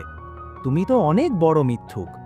তখন টেসিয়া বলে, না, আর্থার সত্যি বলছে। কিন্তু তখন ক্যাসেলের গার্ডরা তাদের তলোয়ার বের করে নেয়। তারা আর্থারকে বাচ্চা মনে করে বলে, একটা ছোট ছেলে কি আর করতে পারে, নিশ্চয়ই এই ছেলে টেসিয়াকে ম্যানিপুলেট করেছে। তখন ভিরিয়ন গার্ডদের থামিয়ে বলে, তোমাদের তলোয়ার ভিতরে রাখো। এখন গার্ডরাও এর জন্য বাধ্য হয়। তখন টেসিয়া সবাইকে বলে, আর্থার মিথ্যা বলছে না, গুন্ডারা সত্যিই আমাকে অপহরণ করেছিল। তখন আমি শুনেছিলাম তারা আমাকে বিক্রি করবে। এই কথা শুনে টেসিয়ার মা তাকে জড়িয়ে ধরে। তখন আলডুইন আর্থারকে বলে, ঠিক আছে, আমি তোমার কথায় বিশ্বাস করছি। যেটা শুনে আর্থার কৃতজ্ঞ হয়ে বলে, আমি চাই আপনি আমার জন্য একটা কাজ করুন। যেমন আমি আপনাদের বলেছি যে গুন্ডারা আমাদের ওপর আক্রমণ করেছিল, তাই আমি চাই আমাকে আমার পরিবারের কাছে ফিরিয়ে দেওয়া হোক। তখন আলডুইন রেগে বলে, তুমি কি বলতে চাও যে আমার মেয়েকে বাঁচানোর বিনিময়ে আমি তোমাকে তোমার কিংডমে ফিরিয়ে দেই? আর্থার বলে, হ্যাঁ, আমি এটাই চাই। তখন আলডুইন বলে, তুমি তো জানো মানুষের সাথে আমাদের সম্পর্ক কেমন, তুমি কি করে এমন অনুরোধ করছো? আর্থার বলে, এর কারণেই তো আমি এটা বলেছি। আমি আপনাদের সাহায্য করেছি, এর বিনিময়ে আপনারা আমাকে সাহায্য করলেন, আর এর দ্বারা প্রমাণ হয়ে যাবে যে মানুষ আর এলফ শান্তিপূর্ণভাবে একসাথে থাকতে পারে। আলডুইন বলে, না, মানুষদের আর এলফদের সম্পর্ক এতটাই খারাপ হয়ে গেছে যে এখন তা এত দ্রুত ঠিক হবে না। টেসিয়া রেগে আলডুইনের চোখে চোখ রাখে। অবশেষে আলডুইন তার মেয়ের কথা মেনে নেয়। তারপর আলডুইন বলে যে টেলিপোর্টেশন গেট সেপিং কিংডমে যায়, সেটি কেবল কাউন্সিলের লোকেরা ব্যবহার করতে পারে। এতে 3টি জাতির শাসককে একসাথে আসতে হবে এবং এটি প্রতি 7 বছরে একবারই ঘটে, অর্থাৎ গেটটি পরবর্তীবার 5 বছর পরে খুলবে। এটা শুনে আর্থার ভাবে, এটা তো অনেক লম্বা সময়। তখন আলডুইন বলে, তুমি একজন মানুষ, আর একজন মানুষকে আমরা এতদিন ধরে এখানে রাখতে পারি না, তাই আমি তোমার সঙ্গে কিছু সৈনিক পাঠাবো যারা তোমাকে নিরাপদে তোমার বাড়ি পৌঁছে দেবে। আর্থার খুশি হয় যে সে এখন অবশেষে বাড়ি ফিরে যেতে পারবে। আর্থার এই কথা ভাবতেই থাকে। এমন সময় হঠাৎ তার আবার প্রচণ্ড ব্যথা শুরু হয়। এটা দেখে আলডুইন বলে, তুমি একটু বিশ্রাম করো, কাল সকালের মধ্যে তোমার যাত্রার প্রস্তুতি হয়ে যাবে। পরের দৃশ্যে আর্থার গোসল করার সময় সে ভাবছিল, এই ব্যথা আমার কেন হচ্ছে? সিলভিয়া, তুমি কোথায়? আমাকে সাহায্য করো। আর্থার গোসল করার পর বের হয় কিছুটা খোলা হাওয়া খেতে, আর সে ভাবে, আমি এভাবে চলতে পারবো না, আমাকে জানতে হবে কেন এই ব্যথা হচ্ছে। তখন তার নজর পড়ে টেসিয়ার ওপর। সে তার বাবা মার সঙ্গে আছে। এটা দেখে আর্থারের তার বাবা মার কথা মনে পড়ে যায়। সে ভাবে, আমার বাবা মা ঠিক আছে তো? এত সহজে গুন্ডারা তাদের হারাতে পারেনি হয়তো। আমি নিশ্চিত তারা নিরাপদে বেরিয়ে গিয়েছে। সত্যি বলতে ওদের খুব মনে পড়ে আমার। যখন আমি তাদের আবার দেখব, তারা কি আমাকে দেখে খুশি হবে? টেসিয়ার বাবা মা টেসিয়ার জন্য যেভাবে করে, আমাকে কি কেউ এভাবে দেখবে? আমি কি অন্যদের হাসি পাওয়ার যোগ্য? আর্থার এই চিন্তা করে এখান থেকে চলে যাচ্ছিল, কিন্তু তখন টেসিয়া তাকে দেখে তার কাছে এসে বলে, আমার বাবা এবং অন্য সবাই তোমার সামনে খারাপ ব্যবহার করেছিল, তার জন্য আমি দুঃখিত। আর্থার বলে, কোনো ব্যাপার না, বরং এটা প্রমাণ করে তারা তোমার কতটা যত্ন করে। আর তুমি তো নিজের বাবা মাকে দেখে অনেক খুশি হয়ে গেছো, তাই তোমার তো এখন আনন্দ করা উচিত। যেটা শুনে টেসিয়া বলে, তুমি যখন তোমার বাবা মাকে আবার দেখবে তখন তুমি ঠিক এমনই করবে। আর্থার প্রশ্ন করে, তুমি কি সত্যি মনে করো যখন তারা আমাকে আবার দেখবে তারা কি খুশি হবে? আমার কারণে তো তাদের ওপর আক্রমণ হয়েছিল, তাদের অনেক কষ্ট সহ্য করতে হয়েছে, তখনও তারা কি আমাকে মিস করবে? আর্থার গভীর চিন্তায় পড়ে যায়।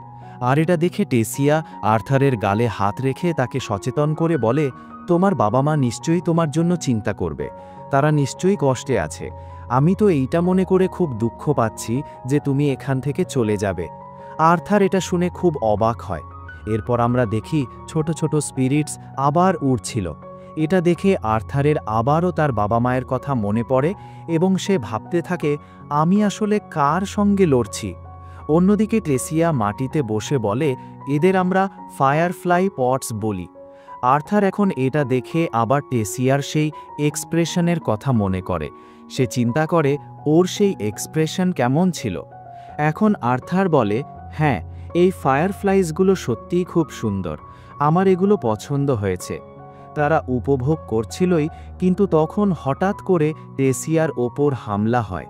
আর্থার টেসিয়াকে বাঁচায় এবং সঙ্গে সঙ্গে হামলাকারীর ওপর আক্রমণ করে। আর সে জানতে পারে যে হামলাকারী আর কেউ নয়, বরং ভিরিয়ন ছিল। এটা দেখে আর্থার অবাক হয়ে বলে, তুমি নিজেরই নাতনিকে হত্যা করার চেষ্টা করছিলে কেন? তখন ভিরিয়ন বলে, যেটা দিয়ে আমি হামলা করেছিলাম সেটা দিয়ে তো কেউ মরতেই পারে না।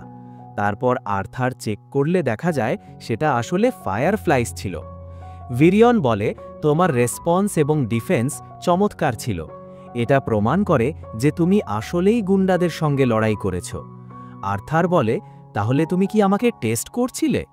টেসিয়া তখন ভিরিয়নের সামনে এসে বলে, দাদু, আর্থারকে পরীক্ষা করা বন্ধ করো।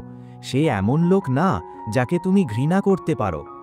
ভিরিয়ন বলে, আমি তো কেবল মজা করছিলাম, অনেক দিন ধরে আনন্দ পাইনি। এটা বলার পর সে আর্থারকে একটি কাঠের তলোয়ার দেয় এবং ভিরিয়ন জাদু ব্যবহার করে টেসিয়াকে পাশে বসিয়ে রাখে। এরপর ভিরিয়ন আর আর্থারের মধ্যে লড়াই শুরু হয়। আর্থার হামলা করে, কিন্তু ভিরিয়ন সব আক্রমণ ডজ করে ফেলে। ভিরিয়ন আর্থারের হামলা দেখে তার প্রশংসাও করে। আর্থার বুঝতে পারে যে ভিরিয়ন কত শক্তিশালী, তাই এখন আর্থার নিজের মানা পাওয়ার ব্যবহার করে। কিন্তু ভিরিয়ন অনেক বেশি শক্তিশালী। দুইজন একে অপরকে আক্রমণ করে। ভিরিয়ন তো খালি হাতে লড়ছিল, আর আর্থার ভিরিয়নের আক্রমণ ডজ করে, যার ফলে ভিরিয়নের আক্রমণ সাইডে গিয়ে লাগে, আর আর্থার এই সুযোগে দ্রুত আক্রমণ করে। কিন্তু ভিরিয়ন দ্রুত আর্থারের তলোয়ার ভেঙে দেয়, আর তলোয়ারের টুকরো টেসিয়ার দিকে লাগতে যাচ্ছিল।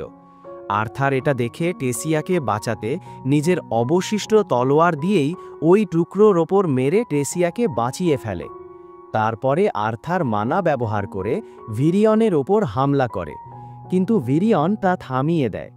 আর্থার বলে, ভিরিয়নের চোখে যে এক্সপ্রেশন, তা আমাকে সেই বিস্টের কথা মনে করালো, যাদের সঙ্গে আমি অ্যারিনায় লড়াই করতাম, যেখানে হয় মারো নয় মরো। এখন ভিরিয়ন আক্রমণ করে আর্থারকে পিছে ফেলে দেয়, কিন্তু আর্থার দ্রুত উঠে ভিরিয়নের মাথায় আঘাত করে তাকে হারিয়ে দেয়। আর এটা দেখে ভিরিয়ন এক্সাইটেড হয়ে বলে, আমি ভাবিনি তুমি আমাকে হারাবে, চলো আরও একবার লড়াই করা যাক। আর এই কথা শুনে টেসিয়া দ্রুত ভিরিয়নের কাছে গিয়ে তার পিছনে চিমটি দিয়ে বলে, এখনই থামো। আর এটা শুনে ভিরিয়নও থেমে যায়। এরপর আর্থার ভিরিয়নের কাছে গিয়ে বলে, আপনি আমাকে প্রশংসা করলেন, এটি আমার জন্য অনেক সম্মানের। তখন ভিরিয়ন বলে, যদি তুমি চাও তাহলে তুমি আমার এক ছাত্র হতে পারো, তুমি কি হতে চাও? আর্থার বলে, হ্যাঁ, হতে চাই, কিন্তু আমার বাবা মা জানে না যে আমি বেঁচে আছি না মারা গেছি, আর আমি জানি না যে এখন আমার কি করা উচিত। ভিরিয়ন বলে, একবার ভাবো, যদি এমন কোনো উপায় থাকে যাতে তোমার বাবা মা জানতে পারে যে তুমি ঠিক আছো, তাহলে তুমি কি করবে? আর্থার এটা শুনে জিজ্ঞেস করে, সত্যি এমন কোনো উপায় আছে? কিন্তু তখনই আর কিছু বলার আগে হঠাৎ আবার আর্থারের ব্যথা শুরু হয়। ভিরিয়ন বলে, আমি ভেবেইছিলাম তোমার মধ্যে বিস্ট উইল আছে, তুমি এখন থেকে আমার ছাত্র হবে, কারণ যদি তুমি আমার ছাত্র না হও তাহলে তুমি মরে যাবে। এখন আর্থার লক্ষ্য করে যে সে এখন একটি অন্ধকার জায়গায় চলে এসেছে এবং তার বুকের ভিতরে আবার প্রচুর ব্যথা অনুভব করতে থাকে। হঠাৎ তার বুকের ভিতর থেকে একটি ডেমন বেরিয়ে আসে, যা দেখে আর্থার খুবই ভয় পায়। সেই ডেমন আর্থারের দিকে এগোতে থাকে। এটা দেখে সে চিন্তিত হয়ে বলে, এই ডেমন কি আমার অ্যাংজাইটিকে রিপ্রেজেন্ট করছে? তখন ডেমন তার কাছে আসতে থাকে। ঠিক তখনই ওইখানে টেসিয়া এসে আর্থারকে ঘুম থেকে উঠিয়ে দেয়। তখন আর্থার বুঝতে পারে যে আসলে এই সব কিছু স্বপ্ন ছিল। আর্থার টেসিয়াকে দেখে বলে, ডেমন, আমাকে আরও 5 মিনিট ঘুমাতে দাও। এটা শুনে টেসিয়া রেগে বলে, তুমি ডেমন কাকে বললে? চুপচাপ দাঁড়াও, কারণ দাদু তোমার জন্য অপেক্ষা করছেন। আর্থার বলে, ঠিক আছে। এরপর আর্থার দাঁড়ায়। পরবর্তী দৃশ্যে টেসিয়া তাকে জিজ্ঞেস করে, তুমি কি সত্যিই এখানে থাকবে?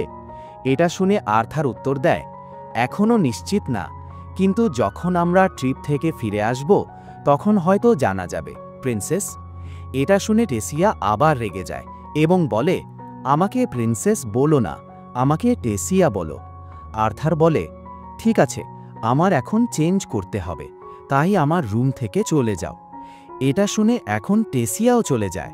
পরবর্তী দৃশ্যে আমরা আলডুইনকে দেখি, যে তার বাবা ভিরিয়নকে বলে, আমার কথা মানো, আর্থারকে এখানে রাখা আমাদের ট্রেডিশনের বিপরীতে। এটা শুনে ভিরিয়ন বলে, আমার আর্থারকে পছন্দ হয়েছে, তাই আমি আর্থারকে এখানে রাখব। এটা শুনে সেখানে টেসিয়া চলে আসে এবং তার বাবাকে বলে, আমি কতবার বলবো, আর্থার আমার জীবন বাঁচিয়েছে। আলডুইন বলে, হ্যাঁ আমি জানি। এরপর বাবা মেয়ে একে অপরের সাথে ঝগড়া শুরু করতে যায়, কিন্তু তখন ভিরিয়ন তাদের ঝগড়া বন্ধ করিয়ে আর্থার ও টেসিয়াকে তার সঙ্গে আসার জন্য বলে। তারপর তারা ক্যারেজে বসে এবং তাদের যাত্রা শুরু করে। আর্থার ভিরিয়নকে জিজ্ঞেস করে, দাদু, আপনার রহস্যময় বন্ধুর কাছে পৌঁছাতে আর কত সময় লাগবে? ভিরিয়ন বলে, তুমি আমাকে দাদু বললে, এর মানে তুমি কি আমার সঙ্গে এখন কমফোর্টেবল? আর্থার উত্তর দেয়, হ্যাঁ, আমার অ্যাটিটিউড আপনার অ্যাটিটিউডের উপর নির্ভর করছে। যেমন আপনি থাকবেন আমি তেমনই থাকব। ভিরিয়ন বলে, ঠিক আছে। এরপর আমরা দেখি টেসিয়াকে, যে ঘুমে আর্থারের কাঁধে শুয়ে থাকে। এটি দেখে ভিরিয়ন বলে, টেসিয়া সকালে খুব দ্রুত উঠেছিল, তাই এখন সে ঘুমাচ্ছে। ও তোমার জন্যই এখানে এসেছে। আর যেহেতু টেসিয়া ভবিষ্যতে প্রিন্সেস হবে, তাই তার জীবন সাধারণত অনেকটাই একাকী। টেসিয়ার চারপাশে থাকা সবাই নকল আচরণ করে, কারণ সে একটি প্রিন্সেস। এজন্য টেসিয়া অধিকাংশ মানুষের সঙ্গে মেশে না। এটা শুনে আর্থার বুঝতে পারে যে কেন টেসিয়া তাকে প্রিন্সেস বলার অনুমতি দেয়নি। ঠিক তখন ভিরিয়ন আর্থারকে বলে, যখন টেসিয়া তোমার সঙ্গে থাকে তখন সে স্বাভাবিকভাবে হাসে। তার হাসি আমি অনেক দিন ধরে দেখিনি। তার হাসির জন্য আমি তোমাকে ধন্যবাদ দিতে চাই। ভিরিয়নের কথা শুনে আর্থার চমকে যায় এবং বুঝতে পারে যে সে ভিরিয়নের উপর বিশ্বাস করতে পারে। পরবর্তী দৃশ্যে আমরা দেখি তারা তাদের ডেস্টিনেশনে পৌঁছায়। আর্থার ভাবতে থাকে, ভিরিয়নের সেই রহস্যময় বন্ধু আসলে কে, যাকে দেখানোর জন্য ভিরিয়ন আমাদের নিয়ে এসেছে?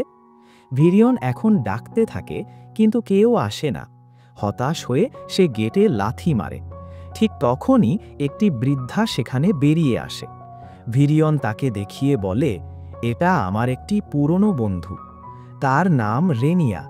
সে একজন সোর্সারার এবং তার কাছে অনেক ইউনিক স্কিলস আছে।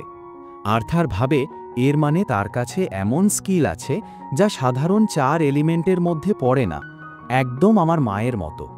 পরবর্তী দৃশ্যে আমরা দেখি সবাই ভিতরে চলে আসে। তখন আর্থার ভাবে, এই রেনিয়া আমাকে কিভাবে সাহায্য করবে?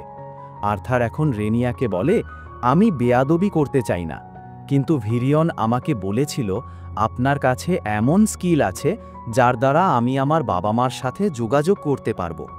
এটা শুনে রেনিয়া বলে, হ্যাঁ, আমাকে ডিভাইনারও বলা হয়।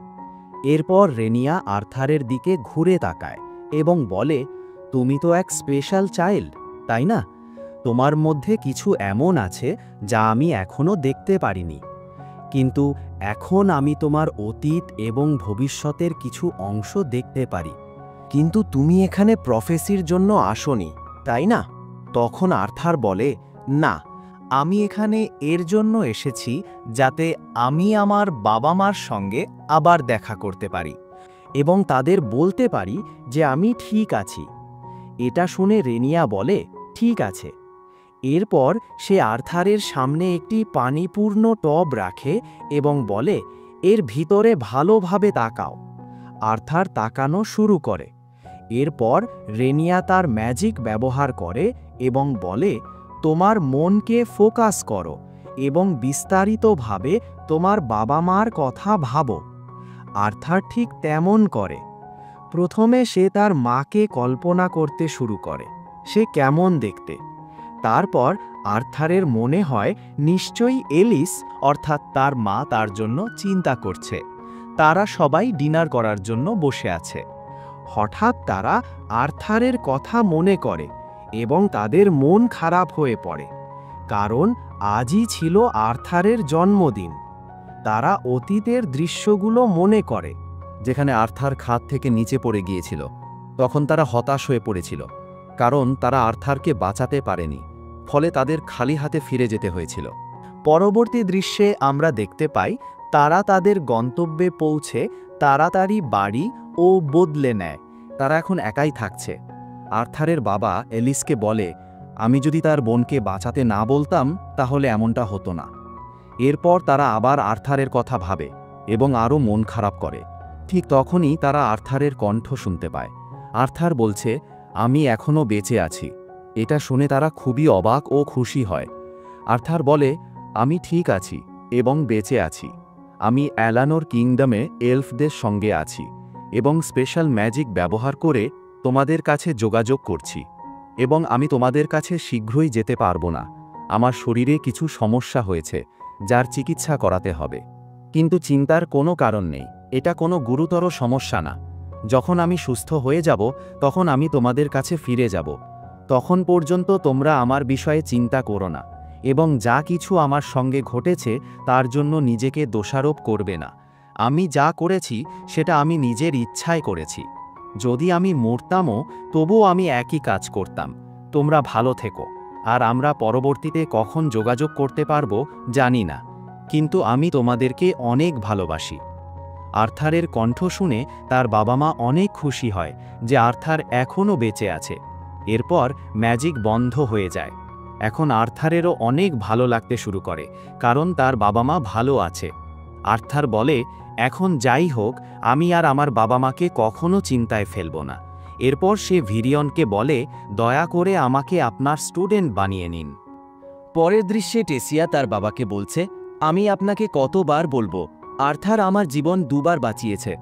যদি আমরা তাকে এভাবে আমাদের কিংডম থেকে বের করে দিই তাহলে মানুষ মনে করবে এলফরাই খারাপ। আপনি কি তা চান? এটা শুনে আলডুইন বলে, না। তখন ভিরিয়ন বলে, আর্থারকে আমি ট্রেনিং দেব, তাই এ ব্যাপারটা সবাইকে জানিয়ে দাও। আর যদি কিছু ঘটে সেটি আমার দায়িত্ব হবে। এরপর আলডুইনও আর্থারকে রাখার জন্য রাজি হয়ে যায়। পরবর্তী দৃশ্যে আমরা দেখি আলডুইন আর্থারের কাছে ক্ষমা চাচ্ছে তার আগের আচরণের জন্য। সে বলে, তুমি আমার মেয়ের বন্ধু এবং আমার বাবার প্রথম স্টুডেন্ট, তাই আমি তোমাকে এখানে আনুষ্ঠানিকভাবে স্বাগত জানাই। এরপর মেরিয়ালও ক্ষমা চাইতে শুরু করে এবং বলে, এই জায়গাটিকে তোমার নিজস্ব বাড়ি মনে করো। এটি শুনে আর্থার অবাক হয়ে যায় এবং ভাবতে থাকে, হঠাৎ করে তারা কিভাবে পাল্টে গেল। তখন আর্থার ভিরিয়নের দিকে তাকায় এবং ভাবে, এখন বুঝতে পারছি আসলে কি ঘটেছে। এরপর তারা হাত মিলিয়ে শুভেচ্ছা জানায়। এরপর টেসিয়া তার বাবার কাছে আসে এবং বলে, যদি আপনার সত্যি খারাপ লেগে থাকে তাহলে আমাকে এবং আর্থারকে বাইরে খেলতে দাও, আমি তাকে বাইরের জায়গা দেখাবো। এতে আলডুইন রাজিও হয়ে যায়। পরবর্তী দৃশ্যে আমরা দেখি তারা এলভিস টাউনের ভেতরে প্রবেশ করছে। আর্থার বলে, এটি প্রথমবার যে আমি এলফদের শহর দেখছি। টেসিয়া আর্থারকে বলে, কাছেই একটি বাজার আছে যেখানে সুস্বাদু ফল এবং মিষ্টি পাওয়া যায়, আমাদের দ্রুত সেখানে যেতে হবে। এটা বলার পর তারা হাত ধরে সেখানে যাওয়ার পথে এগোতে থাকে, কিন্তু হঠাৎ আর্থার এক ছেলের সাথে ধাক্কা খায়।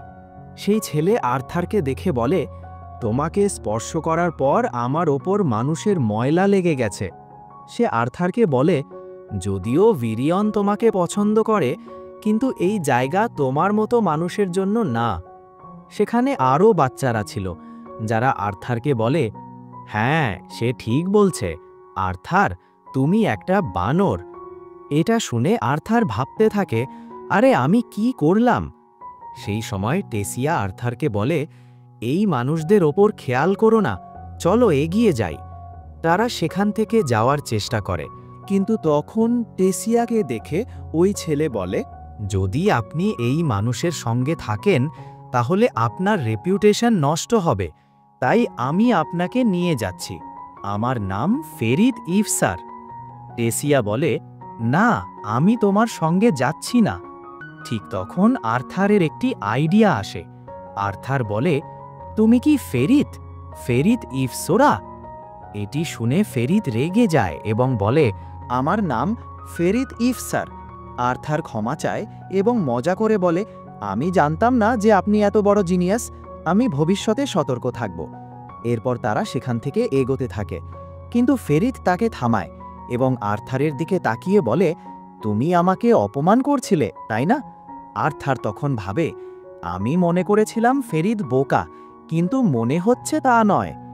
এরপর ফেরিদ বলে, আমি তোমাকে একটি ডুয়েলের জন্য চ্যালেঞ্জ করছি। এখন টেসিয়া এটা দেখে বলে, তুমি কি পাগল? তুমি লর্ড ভিরিয়নের স্টুডেন্টকে চ্যালেঞ্জ দিচ্ছ?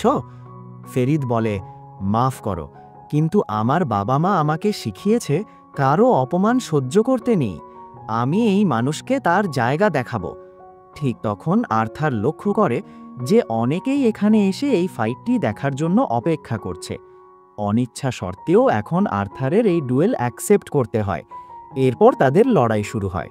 যখন ফেরিদ আর্থারের ওপর আক্রমণ করতে যায়, তখন আর্থার এক মুক্কা মারে, আর ফেরিদ অনেক দূরে উড়ে যায় এবং বেহুশ হয়ে পড়ে। এটি দেখে আর্থার নিজেই চমকে যায় এবং বলে, আমি কি তাকে এত জোরে মারলাম? এখন টেসিয়াও বলে, আমি ঠিক জানতাম এমন হবে, তাই আমি ফেরিদকে বলছিলাম ঝামেলা করতে না। কিন্তু এখন যাই হোক, চলো এটিকে ইগনোর করি এবং আমরা এগিয়ে যাই। এরপর টেসিয়া আবার আর্থারের হাত ধরে তাকে নিয়ে চলে যায়। তখন আর্থার টেসিয়ার হাসি দেখে ভাবে, টেসিয়া সত্যিই খুব চার্মিং। পরবর্তী দৃশ্যে তারা বাজারে এসে মিষ্টি খাচ্ছে। তারা বিভিন্ন দোকানেও যায় এবং অনেক আনন্দ করে। পরবর্তী দৃশ্যে তারা এক জায়গায় থামে। তখন টেসিয়া আর্থারকে বলে, তোমার ট্রেনিং কাল থেকে শুরু হবে, তাই না? তুমি কি এক্সাইটেড? আর্থার বলে, হ্যাঁ, হয়তো। এটা শুনে টেসিয়া জিজ্ঞেস করে, কি হয়েছে? কিছু কি ভুল হয়েছে? আর্থার উত্তর দেয়, না। এরপর সে মনে করে, যখন সে ভিরিয়নের সামনে ছিল, ভিরিয়ন তাকে বলেছিল, আমি তোমাকে সরাসরি বলছি, আমার ট্রেনিং এত সহজ হবে না। তোমাকে এই জায়গায় থাকার জন্য সিলেক্ট করা হয়েছে, তাও তোমার পরিবারের সাপোর্ট ছাড়া। তোমাকে অনেক কিছু সহ্য করতে হবে, কিন্তু তার বদলে তোমাকে অনেক কিছু দেওয়াও হবে। আমি তোমাকে শেষবার জিজ্ঞেস করছি, তুমি কি প্রস্তুত? আর্থার বলে, হ্যাঁ, আমি প্রস্তুত। এখন বর্তমান সময়ে আর্থার টেসিয়াকে বলে, আমি আমার ট্রেনিং নিয়ে এক্সাইটেড। এখানে পৌঁছানোর জন্য আমি অনেক পরিশ্রম করেছি, অনেক কিছু সহ্য করেছি, আর এখন সব কিছুই আছে কারণ আমি নিজেই আমার ভবিষ্যৎ বেছে নিয়েছি। এটা শুনে টেসিয়া বলে, হ্যাঁ, আমিও পরিশ্রম করব। আর্থার জিজ্ঞেস করে, তুমি কিসের জন্য পরিশ্রম করবে? টেসিয়া বলে, আমি সব কিছুর জন্য পরিশ্রম করব। তুমি যতটা পরিশ্রম করবে, আমিও ততটাই করব। পরবর্তী দৃশ্যে আমরা দেখি আর্থার ভিরিয়নের কাছে চলে আসে এবং তার ট্রেনিং শুরু হয়ে যায়। এরপর আর্থার বলতে শুরু করে যে এই দুনিয়ায় সময় অনেক দ্রুত চলে এবং এই জগতে আমি বড় হতে থাকি এবং আরও শক্তিশালী হয়ে উঠি। তবে ট্রায়ালগুলোও বাড়তে থাকে এবং মনে হয় যত এগোবো আমার সমস্যাগুলো আরও বড় হবে। কিন্তু কোনো সমস্যা নেই, আমি সেগুলো মোকাবিলা করব, কারণ সেগুলো ভবিষ্যতে আসবে। কিন্তু এখন আমাকে নিজের ওপর ফোকাস করতে হবে, কারণ আমি বিশ্বাস করি আমার ভবিষ্যৎ অনেক এক্সাইটিং হবে। পরবর্তী দৃশ্যে আমরা দেখি 3 বছর কেটে গেছে। টেসিয়াও এখন বড় হয়ে গেছে। সে আর্থারের রুমে আসে তাকে জাগানোর জন্য, কিন্তু আর্থার জাগে না। তাই সে তার মানা ব্যবহার করে আর্থারকে ব্যথা দেয় যাতে সে জাগে। ব্যথার কারণে এখন আর্থারও জেগে যায়। আমরা দেখি আর্থারও এখন বড় হয়ে গেছে। সে টেসিয়াকে বলে, তুমি কি আমাকে ভালোভাবে জাগাতে পারো না? টেসিয়া উত্তর দেয়, আমি তো চেষ্টা করেছি তোমাকে ভালোভাবে জাগানোর, কিন্তু তোমার তো ওঠার নামই নেই, তাই আমাকে এটা করতে হলো। তারপর আর্থার দেখে যে রাজা ও রানী কোথাও যাচ্ছে। এটা দেখে আর্থার টেসিয়াকে জিজ্ঞেস করে, তারা কোথায় যাচ্ছে? টেসিয়া বলে, তারা কোনো একটা মিটিংয়ে যাচ্ছে। তারপর সে আর্থারকে একটা বেশ বড় বার্গার খাওয়ায় এবং বলে, কৃতজ্ঞ হও, আমার মতো সুন্দর মেয়ে তোমাকে এটা বানিয়ে দিয়েছে। আর্থার বার্গার খেয়ে বলে, কিন্তু আমি তো এখানে কোনো সুন্দরী মেয়ে দেখছি না। এটা শুনে টেসিয়া রেগে যায়। পরের সিনে আমরা দেখি যে আর্থারের সাথে সাথে টেসিয়াও ট্রেনিং করছে। তারা দুজন একসাথে লড়াই করছে। এটা দেখে ভিরিয়ন বলতে শুরু করে, তোমরা অনেক স্লো। এটা বলার পর ভিরিয়ন দুজনকে তলোয়ার ধরিয়ে দেয় এবং তারা লড়াই শুরু করে। এটা দেখে ভিরিয়ন খুশি হয় এবং মনে মনে ভাবে যে ওরা পরবর্তী ধাপের জন্য প্রস্তুত। পরের সিনে এদিনের ট্রেনিং শেষ হয়। এরপর ভিরিয়ান আর্থারকে সর্সারি সম্পর্কে বলে, যখন তুমি তোমার মানাকে স্টেবিলাইজ করতে পারবে তখন তুমি 4টি এলিমেন্টের মধ্যে একটি মাস্টার করতে পারবে। 4টি এলিমেন্ট হল ফায়ার, ওয়াটার, উইন্ড ও আর্থ। আর আমরা এলফ জাতিরা উইন্ড এলিমেন্টের বিশেষজ্ঞ। তাছাড়া আমরা ওয়াটার ও আর্থেও বিশেষজ্ঞ। কোন এলিমেন্ট তুমি পাবে তা তোমার জাতির উপর নির্ভর করে। যেমন আমাদের মতো ডোয়ার্ফরা আর্থ ও ফায়ার ম্যাজিকে পারদর্শী হয়, কিন্তু মানুষেরা 4টি এলিমেন্টই ব্যবহার করতে পারে, তবে সেটা তাদের সক্ষমতার ওপর নির্ভর করে।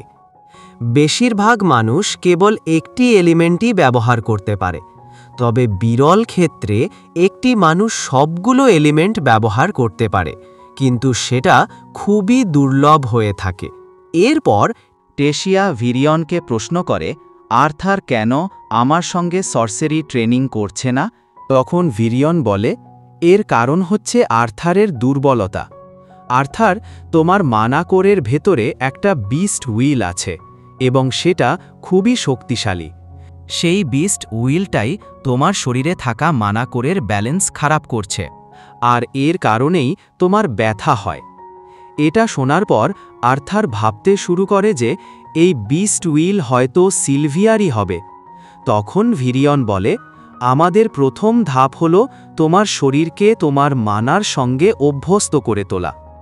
এরপর আর্থার আমাদের বলতে শুরু করে, বলা হয় যদি কোনো এলফ 10 বছর বয়সের আগেই নিজের মানাকে জাগিয়ে তুলতে পারে তাহলে তাকে স্বাভাবিকভাবেই প্রতিভাবান বলা হয়।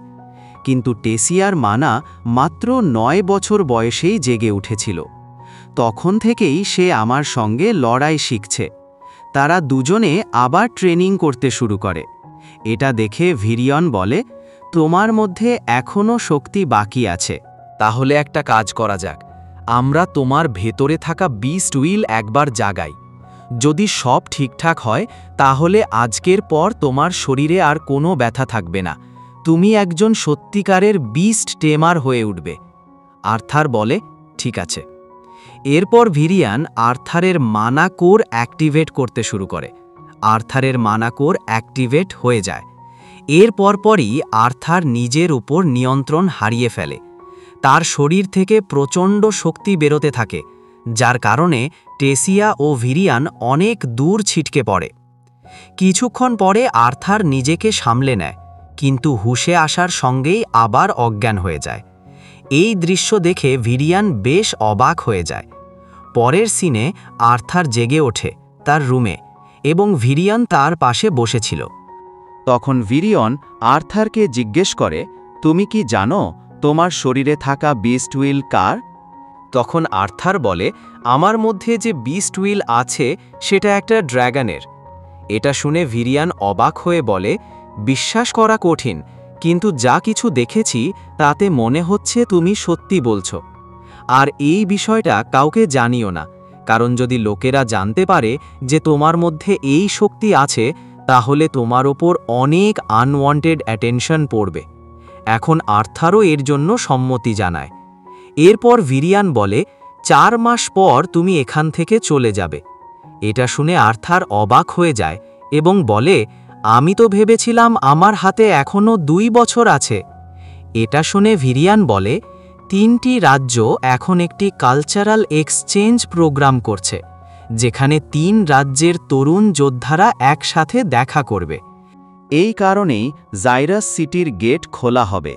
তাই এখন তুমি সেই গেট দিয়ে যেতে পারবে এবং তোমার পরিবারের সঙ্গে দেখা করতে পারবে। এটা শুনে আর্থার কিছুটা অবাক হয়।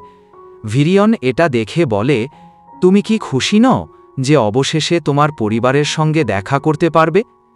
কিন্তু আর্থার এই জায়গা ছেড়ে যেতে চায় না, তাই এখন তার মন খারাপ। এটা দেখে ভিরিয়ন বলে, এখন তুমি বিশ্রাম নাও, কারণ কাল থেকে তোমার ট্রেনিং আরও কঠিন হবে। তখন আর্থার জিজ্ঞেস করে, এই সব ব্যাপারে কি টেসিয়া জানে? ভিরিয়ান বলেন, হ্যাঁ, অন্যদিকে টেসিয়ার বাবা মাও টেসিয়াকে বলে দেয় যে আর্থার খুব শিগগিরই চলে যাবে। এটা শুনে টেসিয়ার মন খারাপ হয়ে যায়। পরের দৃশ্যে আমাদের রাতের সময় দেখানো হয়, যেখানে আর্থার নিজের বিছানায় শুয়ে আছে। সে বলে 4 মাস তো খুবই কম সময়। ঠিক তখনই তার চোখে পড়ে সেই ডিমটা যেটা সিলভিয়া তাকে দিয়েছিল। হঠাৎ সেই ডিমটা ফেটে যায় আর তার ভেতর থেকে একটা ছোট্ট ড্র্যাগন বেরিয়ে আসে। এটা দেখে আর্থার অবাক হয়ে যায়। তারপর আর্থার ছোট্ট ড্র্যাগনটাকে হাতে তুলে নেয় এবং হাসতে হাসতে বলে, তুমি তো বেশ কিউট। ঠিক তখনই ছোট্ট ড্র্যাগনটা আর্থারের হাত কামড়ে দেয়। তার হাতের ওপরে একটা চিহ্ন তৈরি হয়ে যায়। এরপর ড্র্যাগনটা যে কথাগুলো বলে সেগুলো আর্থার তার মনের ভেতরে টেলিপ্যাথিকভাবে শুনতে পায়। এই সব দেখে আর্থার চমকে যায়। ড্র্যাগনটা তাকে পাপা বলে ডাকতে শুরু করে। এটা শুনে আর্থার তার নাম সিলভি রেখে দেয়। এই নামটা সিলভিরও খুব ভালো লাগে। তখন আর্থার বলে, বিশ্বাসই হচ্ছে না, আমি তো মাত্র 8 বছর বয়সেই বাবা হয়ে গেলাম। আমার বাবা মা এটা শুনে নিশ্চয়ই অবাক হয়ে যাবে। এরপর আর্থার আর সিলভি ঘুমিয়ে পড়ে। তারপর সকালবেলায় টেসিয়া আসে আর্থারকে জাগাতে, কিন্তু বিছানায় ছোট্ট সিলভিকে দেখে অবাক হয়ে যায়। টেসিয়া এখন ছোট্ট সিলভিকে তুলে নিয়ে বলে, তুমি তো অনেক কিউট। কিন্তু সিলভি একদমই টেসিয়ার কাছে যেতে চায় না। এর পরের দৃশ্যে দেখা যায় সবাই একসাথে ট্রেনিং গ্রাউন্ডে যাচ্ছে। সেখানে টেসিয়া সিলভিকে বলে, আমার কাছে চলে এসো, ভয় পেও না। কিন্তু সিলভি এখনও টেসিয়ার কাছে আসতে ভয় পায়। অবশেষে তারা ভিরিয়নের কাছে পৌঁছে যায়। ভিরিয়ন সিলভিকে দেখে অবাক হয়ে বলে, এটা আবার কি জিনিস? আর্থার উত্তর দেয়, এটা একটা ড্র্যাগন। এটা শুনে ভিরিয়ান আরও বেশি চমকে ওঠে এবং বলে, আমাকে এত বড় শক দিও না, আমার তো হার্ট অ্যাটাক হয়ে যাবে। তারপর ভিরিয়ান বলে, মনে হচ্ছে এটা তখনই ফুটে বেরিয়েছে যখন তোমার ভেতরের বিস্ট হুইল সম্পূর্ণভাবে স্থিতিশীল হয়েছে। আর্থার একটু চিন্তিত মুখে তাকায়। এটা দেখে ভিরিয়ান আর্থারকে বলে, চিন্তা করো না, কেউ জানবে না যে এটা একটা ড্র্যাগন। আমরা সবাইকে বলবো এটা একটা রেয়ার মানা বিস্ট। আর্থার বলে, ঠিক আছে। এরপর ভিরিয়ান বলে, চলো আজকে ট্রেনিং শুরু করি। এখন যেহেতু তুমি একজন বিস্ট টেমার, তোমাকে এমনভাবে এক্সারসাইজ করতে হবে যাতে তুমি তোমার বিস্ট কোর আর মানা কোর একসাথে ব্যবহার করতে পারো। তাই এখন তোমাকে কমব্যাট ট্রেনিং করতে হবে। এটা বলেই ভিরিয়ন এখন নিজের পুরো শক্তি ব্যবহার করতে শুরু করে, আর এটা দেখে সবাই ভয় পেয়ে যায়। ভিরিয়নের গতি এত বেশি হয়ে যায় যে ভিরিয়ন মুহূর্তের মধ্যে আর্থারের কাছে এসে বলে, আমার সঙ্গে লড়াই করো। কিন্তু আর্থার ভয়ে কাঁপতে থাকে। সে বুঝতেই পারে না ভিরিয়ন কোথায় আছে। অবশেষে আর্থার ভয় পেয়ে সারেন্ডার করে দেয়। ভিরিয়নও এখন থেমে যায়। তখন আর্থার বলে, দাদু, আপনি এত দ্রুত নড়ছিলেন যে আমি আপনার উপস্থিতি বুঝতে পারিনি। এটা শুনে ভিরিয়ন বলে, আমি যেটা ব্যবহার করেছি তাকে বলে শ্যাডো প্যান্থার টেকনিক। এর সাহায্যে তুমি উইন্ড ম্যাজিক পুরোপুরি নিয়ন্ত্রণ করতে পারবে, আর কোনো শব্দও হবে না, কারণ এটা একটা অ্যাডভান্স সর্সারি। কিন্তু এটা ব্যবহার করলে অনেক ক্লান্তি হয়। তো চলো এখন এসব কথা বাদ দাও, আসল ট্রেনিং শুরু করি। আর্থার বলে, ঠিক আছে। এভাবে দিন কেটে যায়, আর আর্থার বলে, আমি এখন ধীরে ধীরে আমার বিস্ট হুইল পুরোপুরি মাস্টার করতে শুরু করেছি। যে কারণে আমার বুকে যে ব্যথা হতো সেটা এখন পুরোপুরি বন্ধ হয়ে গেছে। আমার শরীরও অনেক বেশি শক্তিশালী হয়ে গেছে। আমি এখন এমন ট্রেনিং করতে পারি যা আগে কখনো ভাবিনি যে আমি পারবো। আর যখন একটু ফ্রি সময় পাই তখন আমি একদম সাধারণ বাচ্চার মতো সময় কাটাই। পরের সিনে মার্কেটের দৃশ্য দেখানো হয়। সেখানে আর্থার আর টেসিয়া একসাথে বাজারে ঘুরছে। হঠাৎ করে আর্থার আবার ফেরিথের সঙ্গে ধাক্কা খায়। এখন ফেরিত রেগে বলে, আর্থার, আমার সঙ্গে লড়াই করো। আর্থারও বলে, ঠিক আছে। তারপর লড়াই শুরু হয় আর আর্থার ফেরিতকে আবারও হারিয়ে দেয়। আর্থারের প্রথমে মনে পড়ে না যে ফেরিতকে, কিন্তু যুদ্ধের পর তার সব মনে পড়ে যায়। সে হাত বাড়িয়ে বলে, তোমার সঙ্গে আবার দেখা হয়ে ভালো লাগলো। এখন ফেরিতও তার হাত ধরে। তারপর আর্থার জিজ্ঞেস করে, তুমি কি এক্সচেঞ্জ প্রোগ্রামে যাচ্ছ? তখন ফেরিত বলে, হ্যাঁ, আমাকে গুডউইল অ্যাম্বাসেডর হিসাবে নির্বাচিত করা হয়েছে। তখন বাকি লোকেরা বলে, ফেরিথের স্ট্যাটাস অনেক উঁচু, তাই তার জন্য ওই অনুষ্ঠানে যোগ দেওয়া বাধ্যতামূলক। তারপর আর্থার টেসিয়ার দিকে তাকিয়ে জিজ্ঞেস করে, তুমিও কি যাচ্ছ? এটা শুনে টেসিয়ার মন একটু খারাপ হয়ে যায়। সে কিছু বলতে যাচ্ছিল, কিন্তু তখন ফেরিত বলে, প্রিন্সেস, থাক, আপনি বরং নাই যান, কারণ আপনি তো এমনিতেই সব সময় হারিয়ে যান। এটা শুনে টেসিয়া ভীষণ রেগে যায় আর সে ফেরিতকে একটা ঘুষি মেরে আকাশে উড়িয়ে দেয়। এতে আশপাশে অনেক ভিড় জমে যায়। এটা দেখে আর্থার দ্রুত টেসিয়াকে নিয়ে সেখান থেকে পালিয়ে যায়। তারা দৌড়ে অনেক দূরে চলে আসে। তখন টেসিয়া জিজ্ঞেস করে, কি হলো এখন? আর্থার বলে, তুমি তো এই রাজ্যের প্রিন্সেস, তাই তুমি নিজের লোকদের ওপর আক্রমণ করতে পারো না। এটা বলার পর আর্থার মনে মনে ভাবে, আমি আবার কি বলছি? আমার আগের জীবনে তো আমি নিজেই আমার প্রজাদের মারতাম। তখন টেসিয়া বলে, তুমি তো বাড়ি ফিরে যাচ্ছ, আর আমি এক্সচেঞ্জে যাচ্ছি না। আর তুমি এখন একদম বাবার মতো আমার উপর রাগ দেখাচ্ছ। তুমি একদম বুড়ো মানুষের মতো আচরণ করছো। এটা শুনে আর্থার অবাক হয়ে যায়, আর টেসিয়া রেগে গিয়ে সেখান থেকে দৌড়ে চলে যায়। পরের দৃশ্যে দেখা যায়, এখন রাতের সময় টেসিয়া নিজের রুমে বসে কাঁদছে। ঠিক তখনই আর্থার সেখানে আসে এবং বলে, মনে আছে আমরা আগে একসাথে জঙ্গলে যেতাম? আজ না হয় আবার জঙ্গলে যাই। এটা বলে আর্থার তার কানে একটি ফায়ারফ্লাই বসিয়ে দেয়। এটা দেখে টেসিয়ার মুখে হাসি ফুটে ওঠে, আর সে আর্থারের সঙ্গে যেতে রাজি হয়ে যায়। পরের দৃশ্যে দেখা যায় তারা দুজন জঙ্গলের মধ্যে হাঁটছে। তখন টেসিয়া বলে, এইভাবে জঙ্গলে আসা কি ঠিক হবে?